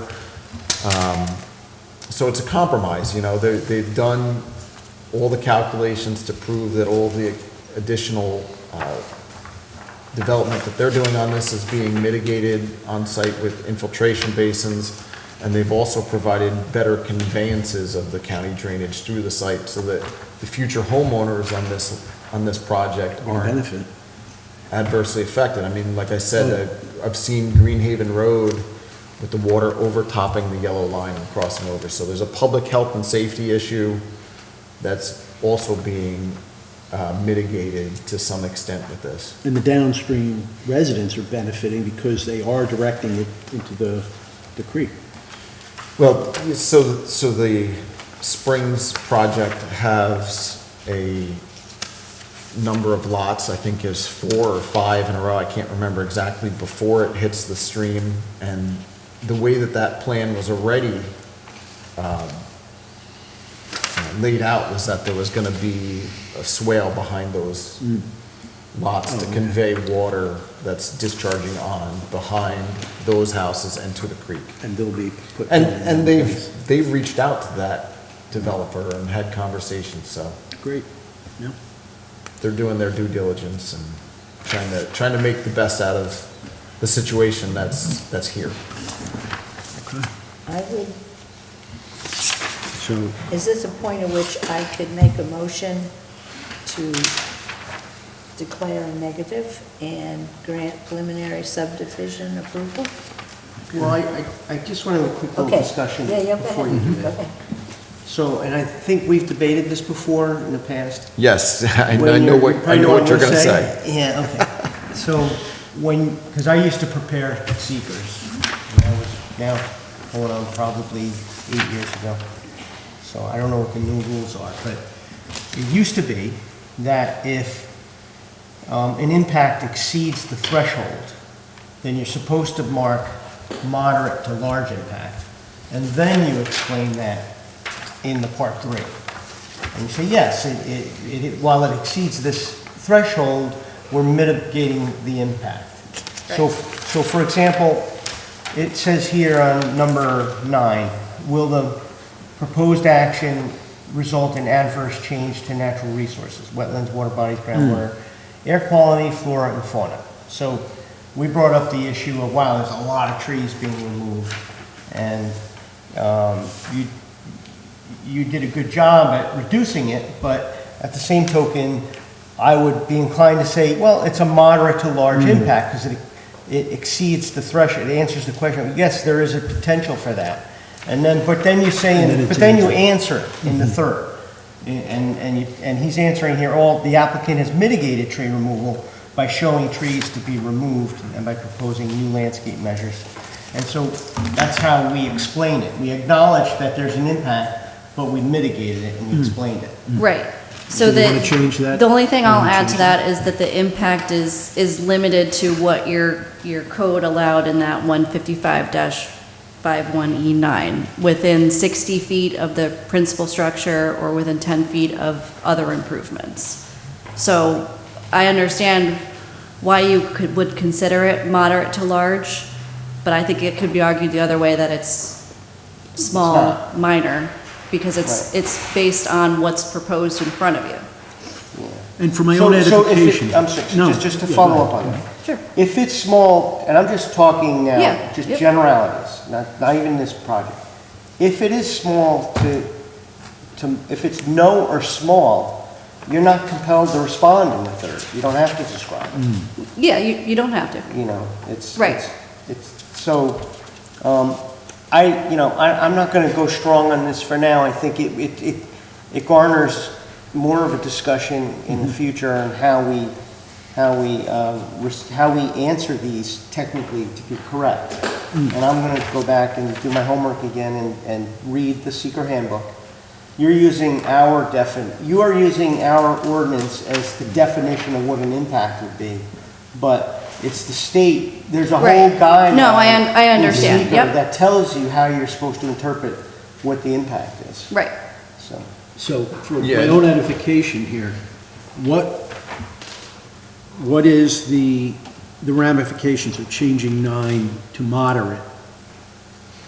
What would that do to this review? I'm not sure, and that's why I'm not feeling so strongly about it. Right. This Yeah. is a legal document. Right. When someone has a dispute with this project, and they come to us, and God, I hope they don't, because we're doing that pipe under Greenhaven Road, and we're sending water downstream. Right. But if they do, the first thing the attorney says to the town is, let me see your environmental assessment. Right. And that's when they check all our I's, they Yes, check to see that sure. we dotted our I's, we crossed our T's, and they can, and correct me if I'm wrong, Craig, because you're the attorney here, but they can take issue with how we did the seeker, and if we did it incorrectly. And so it behooves And I'm us curious, yeah. to make sure we're following the seeker rules properly. You have so much latitude. This, Oh, yeah? like the Oh, okay. breakdown of size of, So Yeah, you it's, remove like, you're covered, but it varies. as long as you but give a hard look. We have it broken down in the That's the plans, standard. on the tree removal And plan. you've done Which we that. have. Okay, so You've we're just- satisfied yeah. that. The answer It's and 8 the inch, results of anything what above they 8 inch did. DBH. Yeah, they're fine. Above 8 inch DBH, that's what we show. This board took a hard look. Yeah. that I remember. Ultimately, I'm not questioning the design, I'm happy with the Yeah. design, I'm happy with Right, no, where I we understand. landed. All I'm questioning is the procedure and whether we're answering this properly and correctly. Good. And you can go to any two municipalities and they do these seekers all different. Everybody has a different way of doing it. But the really good seeker people know, they're very comprehensive, they're very strict on how they follow that process. Right. Yeah, and if you look at the first line in the Part 3 instructions here, for every question in Part 2 that was answered, moderate to large impact may occur, or if there is a need to explain why a particular element of the proposed action may or will not result in a significant adverse environmental impact, please complete Part 3. So I tend to go above and beyond on those to say, this could be considered something that could have been considered large, but they've already reduced that by a better design. So you're right, Yeah. it's kind of subjective, but I think. I think the good thing is you described it either way in Yeah. 3, and so Right. that's, Right, and when that's you the- maybe didn't have to, and. I go above and beyond on So that. that, so Yeah. we're generally, we're Agreed. covered. No, this was But good. I'll never stop Yeah. debating that issue. Okay. I know. We're gonna have to, one day we're gonna have to have a coffee and go over that But we or had something. to- I've been to like 3 CEs on seeker, and each one is more complicated than the other. Because the It's law keeps remarkable. changing. Oh, it's just insane. There's a There is. firm right out of New Paltz, that's all they do. Are these, There are people up in Albany that guide the seeker law that you can call. Yeah. And ask them a question, and they'll give you. Right, and if you go on to the state's website, it'll explain to you what they consider to be moderate to large impacts. Yeah. So, for example, in a town of this size, a project that results in 500 or more parking spaces is gonna automatically be considered a large, potentially large impact. It's 500, that's huge, right? I mean, DCC has 130 something. Could you imagine 4 times that? So that, it also talks about, the amount of disturbance if you're gonna disturb more than 10 acres, stuff like that. That's Yeah, right, that's what kicks in yeah. type 1 actions and things that might be considered moderate or large impacts. So you can go through that and it'll help you answer the questions Yeah. based on your application, so. Yeah, right, you're right. I'm aware of that.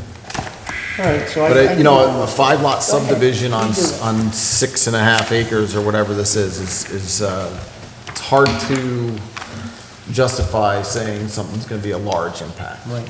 and this is a really hard one.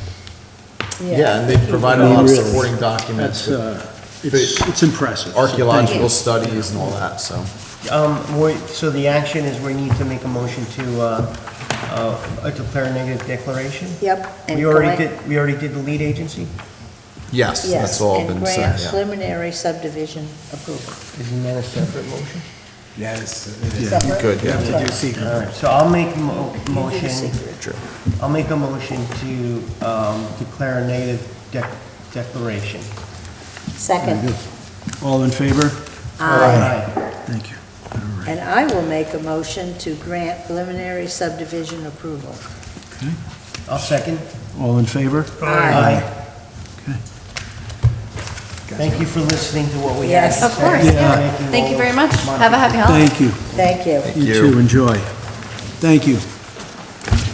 See, they divorce. Okay. Yeah, you're right. Poquay View, sketch plan apartment complex, Beekman, Poquay Road, Town of Beekman, for discussion. I was growing up, there was nothing but cows. Yes, sir. Okay, thank you. Happy holidays to you. All right, enjoy. Safe travels. Have a good night. Yeah, the Dalton coming here complaining about that project. And we have to approve these Not me, before we I didn't close, right? complain. find people who are like. Okay, so very quickly, have you all had an opportunity to look at the Yes. submission dates? Motion Yes. to approve? I will approve.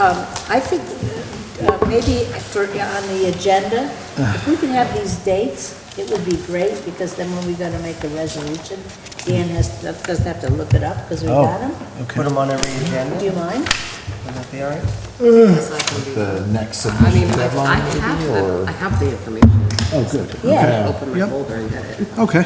Yeah, I mean, So we don't look up I mean, like, I- and then we grab our phone, and we'll start counting. You make that executive decision, it's all yours. And I also think we need to Let's, look at how many projects we take out at every board meeting. Sure. how many we take down?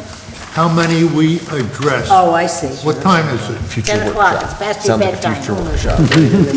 Future workshop. I agree. Yeah. Let's get through, Let's talk about this one, is the last one on the agenda. Is there a motion to approve the schedule? Yes. Is there a motion to approve the schedule for next year? I'll Sure. make a motion. Go ahead, Peter. You do it. I so moved. Second? Second. All in favor? Aye. All right. Hi, Brian. Good evening. First time you saw me tonight, huh? Yeah. Hopefully the last. There you go. For tonight. Just for tonight. I thought I was going to see a football game. I saw this. This is. There's enough back and forth without This pigskin is involved next to here. Lane Estates and behind it. And this is a 21, please, Brian, you do Yes. the work for me. So the current contractor that's working on Elena Estates, if we call that long-lived project, And that's what you've shown here on the left. on the right? left, this is the top of the cul-de-sac. He's in talks with the current owner of the adjacent parcel. The owner of the adjacent parcel is the one who originally owned and went through the process of Elena Estates. So it's going through the process. He doesn't own it or anything, he's not in contract. He's just kind of, putting a feeler out there to see what we can do with this, because he's already doing Elena Estates, and this is right there. Okay. This is actually comprised of a couple different parcels, looking to buy them all and to create a couple multifamily units. Where's the conservation easement? Is that in the Hamlet zone? Yes, This must be the conservation easement right here, right? Yeah. yes, this is No, the, it's way over here. Oh, is it really? It's on the right side. I thought the screen was going to be on the left What's he side. talking about, buying greens? Built this on this side. No, that's not included in it. Got it. the parcels down here. Greens is up next to No, I know Beekman where Polkway Road, so it's, All right, what Is that Green's house? Corey Road, Corey Lane. Quarry Road. Dan, isn't this Green's house? And here's Green? So the body. That still has to be ironed out what the exact easement is in the Oh, okay. right away for Quarry Road. Quarry Road. Where's Green's house? Is Green's house? There's a couple existing residents. He lives right there, yeah. oh, I didn't So- know he lived. There it is, He yeah. lives on the same site? Yeah. I didn't It's know. the So in house the right upper to the right of section, it. he's looking to potentially buy that and build out a couple multifamily units. Again, we borrowed this from another project to give you an idea of, Oh, the elevations. it's just like, a kind of a semi-modern farmhouse type look with some spots of colors and everything, parking in the rear. The real limitation, outside of we haven't really done any super depth code analysis or anything. We just want to get your opinion and see what challenges you think we might have, or if you think this is, Water if you and go with sewer this, from Dalton? is water and sewer. He is developing this, so the limitation, first and foremost, for how many units here would be how much water and sewer he can get through Elena Estates, because if he already has Elena Estates, if he limits some of the bedroom counts to there as he's building it, the difference between what he was allocated, which I believe, if I recall, is 10,000 gallons, 10,000 gallons, the excess capacity that he's allocated for Elena, he would use to develop those. Would that be in excess enough to do that? Yes, if he keeps these all, most of these were 3 or 4 bedrooms, if I recall, as they were approved. Some of them, I think, a couple of them were limited to 3 bedrooms, just as part of the capacity they were given at the time. So if he built these all out as 3 bedrooms, he would have access to be able to put some 1 and 2 bedroom Okay. Oh, interesting. apartments. So he would eliminate the 4-bedroom He would units. minimize or eliminate 4-bedroom houses in the Atlantic States portion, which, I mean, if the numbers work for him, I don't know his numbers, but he would be able to do something with the property up here, parking in the rear, any fire access, could connect to Corey Road. What's back there? Any wetlands or any This was done in environmental? 2008, the survey for this. At the same time, some of the Atlantic States was done, so I don't have anything super current to verify if there's any wetlands or anything like that. I'm not aware of any. Right. But again, we haven't done a deep dive into this yet at all. And that's going to be right behind the auto body shop. Yes. Yep. Atlantic States. What a nice view. Borders up on Doug Odell. Is Sugar Hill behind there? Sugar Maple Farms Borders up on Doug is Odell. right Yeah, behind it. probably. Forgive me, I'm less aware of I think it is. the area than I'd like to That be, may be but gravel. Yeah, I don't Could even be. remember. Could be up there. we would have Maybe. storm up in the corner somewhere and, Is it wooded? I'm sorry that I'm ill-equipped to answer too many, I know, You're here I know. for discussion. It's This like, was- that would help the discussion. This So was great, this preliminary, like You made a we've really done nice nothing. drawing. That's great, thank you. It is a drawing. I'll Current give you a owner is the original owner for, Sorry, I'm getting punchy. Me too. Me too. Sal Nicolosi. He's the one that originally had Sal Elena, did that. as far as I know. But he's Yeah, it's looking to sell it's this Sugar section Maple Farm. comprised of 4 or 5 smaller. It is behind, but Parcels. it's a Yeah. couple parcels to Piece of to wood. get to it. Yeah. Okay. So what's No, on I'm the other just side? trying to determine where, He's not laughing, just for nothing. but I'm thinking Like within seconds. Quarry Road, and that backs on, that's gonna back on Doug Odell and Ray Odell. You think it's that, I think they're further away, no? And it's gonna be back behind, What does he say right there? Remains of a concrete foundation. well, remember Doug goes past the salt shed and Oh, up the does hill. it? Okay.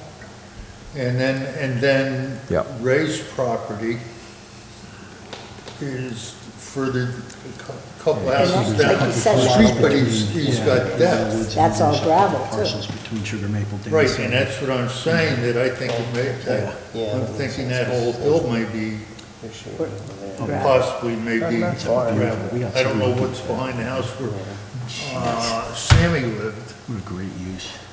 Oh, yeah. So, don't I know. mean, my first impression, just from reviewing what I know from what you put on your map. Right. Is you're gonna have issues with steep slopes on the corner. And Yeah. we have a steep slope ordinance Right here. on the corner of your lot. Yeah, that's, based on the way you drew it, you're gonna have to do a retaining wall, and we're going to have an issue with your steep, we wanna protect steep slopes in the town, so that's, I would think that's an issue for us. Secondly, just looking at the aerial photo, seems to be a lot of trees in the area. Yes. Third, and I'm just citing off my issues. It's a lot of units to pack into a small area. I'm not sure how you're gonna get your stormwater allocated. And you We're putting a lot of pressure Pervious. on the road on that.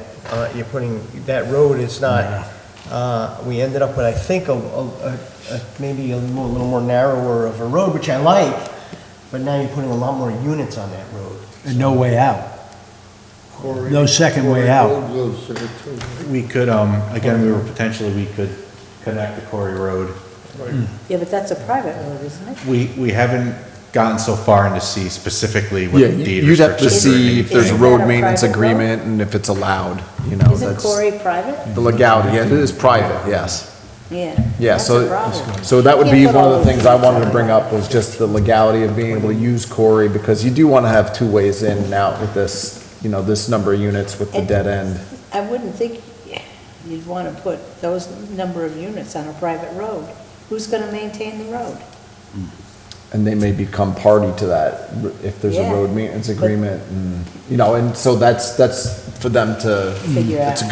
good thought to maybe do some research into the road maintenance agreement, if there is one, if there's not, you know, make sure that you have the legality and the legal Right. ability to even use that road at all as a secondary access. I mean, where are you at too with the pervious surface ratio?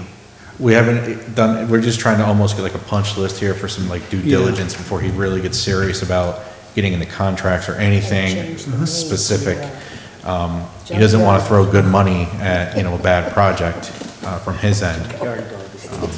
What's that? What's wrong? Obviously, he's looking for a little density to make it Junkyard. valuable. Now, how many stories We're are you? listening to you, I'm sorry. We are listening, Yes. 2.5. kind of.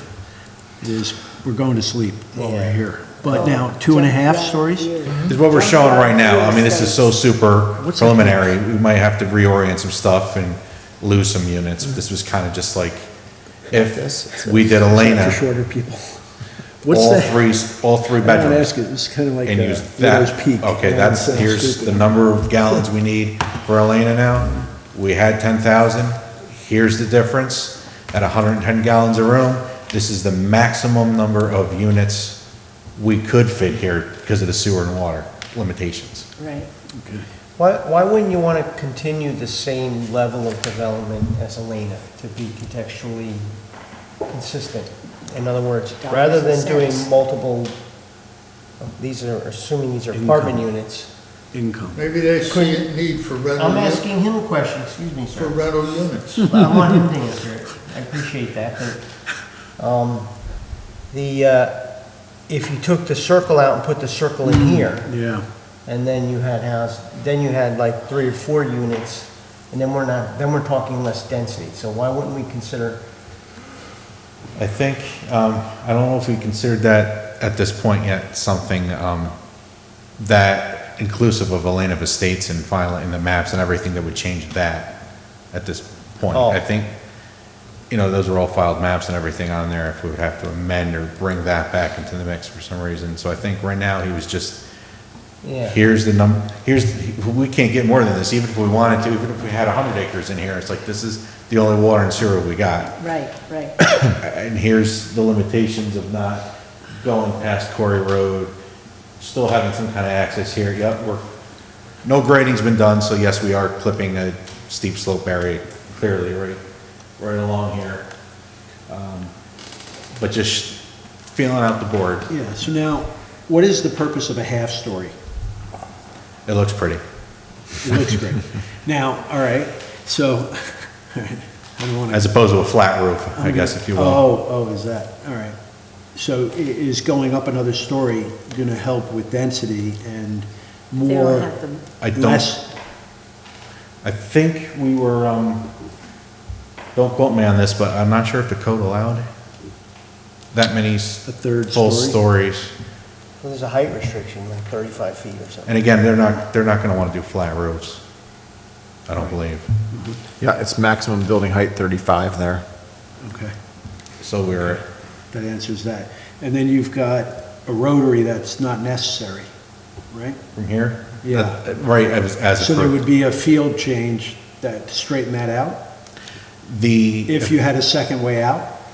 If we had a second way out, I'd have to go back and visit the Elena Estates Yeah. documents. I believe there was something in there in the event something continued, if it was a road or whatever, what have you. Because somebody might get stuck in there. Through it, that the Just property kind of lines would circles. revert to Yeah, the adjoining. it would revert back to the abutters, the wings of the cul-de-sac, if the road was ever extended, but, You know, that would be How- probably how- not really what would happen here, because you'd have to tie into the private road, and then the private road would have to be brought up to town standards to make it a full town road up to Beekman Poquay Road again.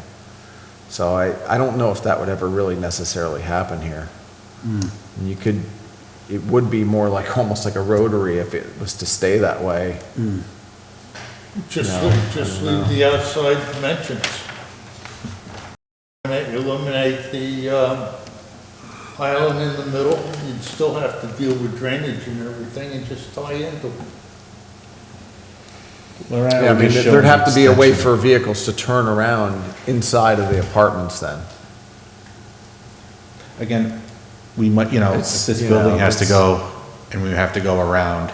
How many, Put a building in the rotary. Because the town's not gonna wanna, to be honest with you, the town's not gonna wanna have town road ownership within an apartment area. Yeah, I wouldn't think so. Probably. The town center, you know, the previous application's a little different, because there's an intended town center road that runs parallel with 55, that's the start of it. That was the vision, but I don't think that the I'm not town would sure. wanna We didn't own develop the plans that far roadways to within an apartment Get a code complex. compliance That's version a of good how point. many units that we could get We wanna 15, plow 30, around cars 50. and stuff. Because Yeah, it's our, not- a it's not- definitive limiting factor right now that we can really go off of was the sewer and water capacity of the area. And that's if he limits all these to 3-bedroom well, I understand. homes, so. 2.5 hours away. Each The Poquayham So Little are you House. gonna require are you gonna require a variance with this density? Will I this don't meet- believe we need a variance. It's 11,250 square foot per unit with public water and sewer. So assuming you can get public water and sewer, he can basically have, it's a little less than 4 units per acre. Disgusting. I wouldn't do it. So how many acres you got total, Brian? Couldn't live with myself. 4.2? Wow, that's a lot of density. So that would be around 16 units. 9, 15, he's like 21. And I think he's at 21, so You'd need a variance. yeah, you'd probably need to cut that down. Yeah, I Better have off with serious, houses. I have serious reservations You'd about be the better density off with back there. houses. Yeah.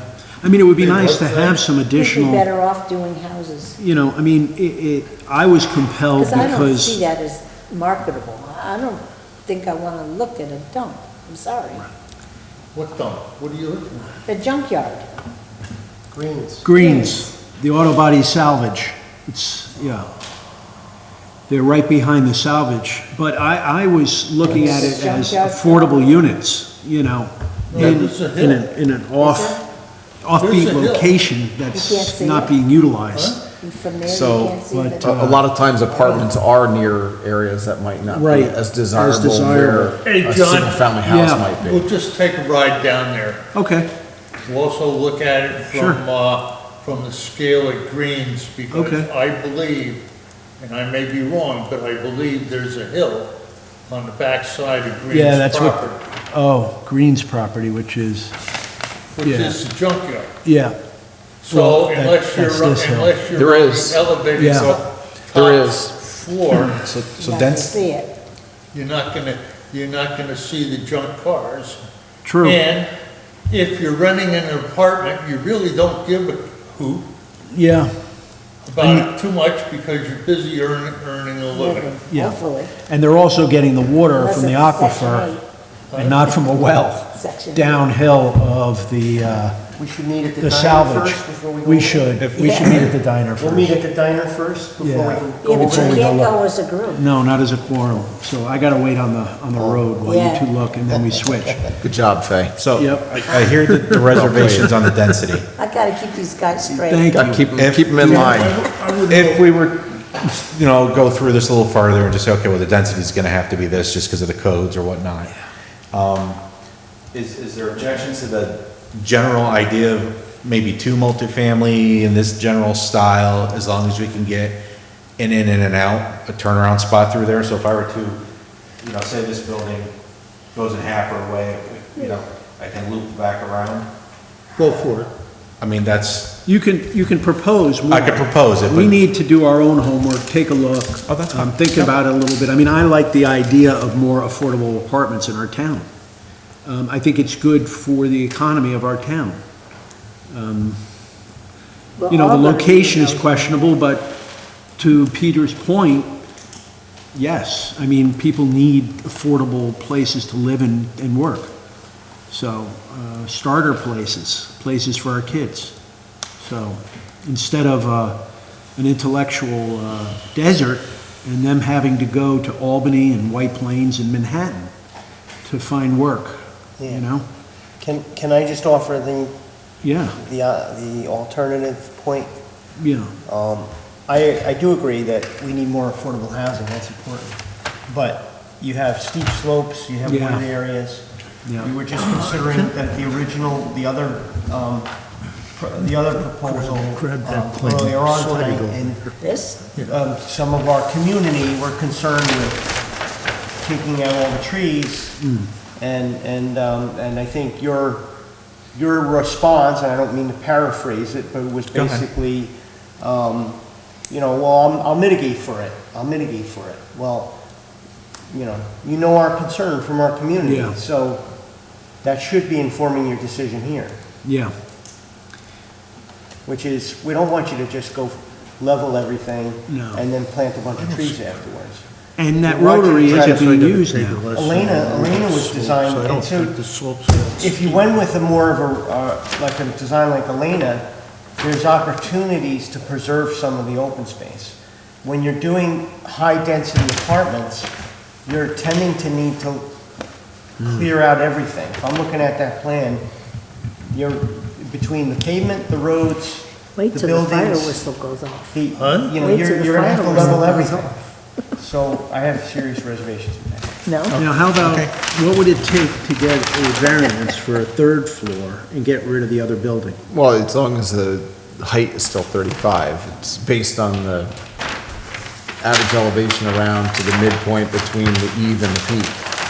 So, you could still have a 3-story that meets 35 feet. Could 5 feet go underground? You think the slopes are that steep? Yeah, I suppose that's I more think of some of your a, that's more of a design building elements get code very issue. limited with Egress. egress and What's then the space flat like? roofs or Velcro mansard roofs doors. or Velcro shallow doors. angles and, Yeah. it's a shallow angled roof on a tall-ish building might not be as appealing to some as others. Go ahead. I think you have a general feeling here. there's a slope It's there. about as general as your. You love it. What the fuck, what do you No, I can't go. to be flat? As long as, I want more affordable apartments. He wants more, Disregard. less disturbance to the trees, the slopes. So you're good. You got everything you need. Where, there were townhouses next to us on the hill. we'll go back and see if we And can. it's 10:30. And it's 10:30? Yeah. Mr. Chairman, Yes, sir. can we wrap this up? See? All right. Well, I appreciate your comments. I'll go back and see what we can do with Thank you. the applicant a little bit Make your more. motion. My only comment on this is to the members of the board, I think that you need to go look at the sites. Yeah. I think you lose something by just looking at an architectural Yeah. drawing with a bunch of lines and a bunch of trees on it. I'd like to see the trees. I'd like to see the slope, I'd like to hear the the fire. view. Yeah. There's So an we'll go existing take a house look. on there and everything, A foundation. There's a so- couple Yeah. existing homes. Yeah. Not on the site. I think they're directly adjoining it because they utilize Corey Road Lane. I think they're rental units. Oh, maybe. Whether or not that matters or not, right now I think they're all rentals. There's a stream or something there too. We'll go take a look at it, and maybe you'll come back and we'll see more from you, and Or maybe in the not. middle somewhere, I don't know. I can stumble around some words again. Oh, God, that's a Yeah. It'll be fun. We won't be as vague next time, hopefully. Can I have a motion? Expecting anything other than. I move to adjourn. Okay, can I have a second? There's a motion to adjourn. All in favor? Merry Christmas. Merry Christmas. We'll get together. Is Jason still on?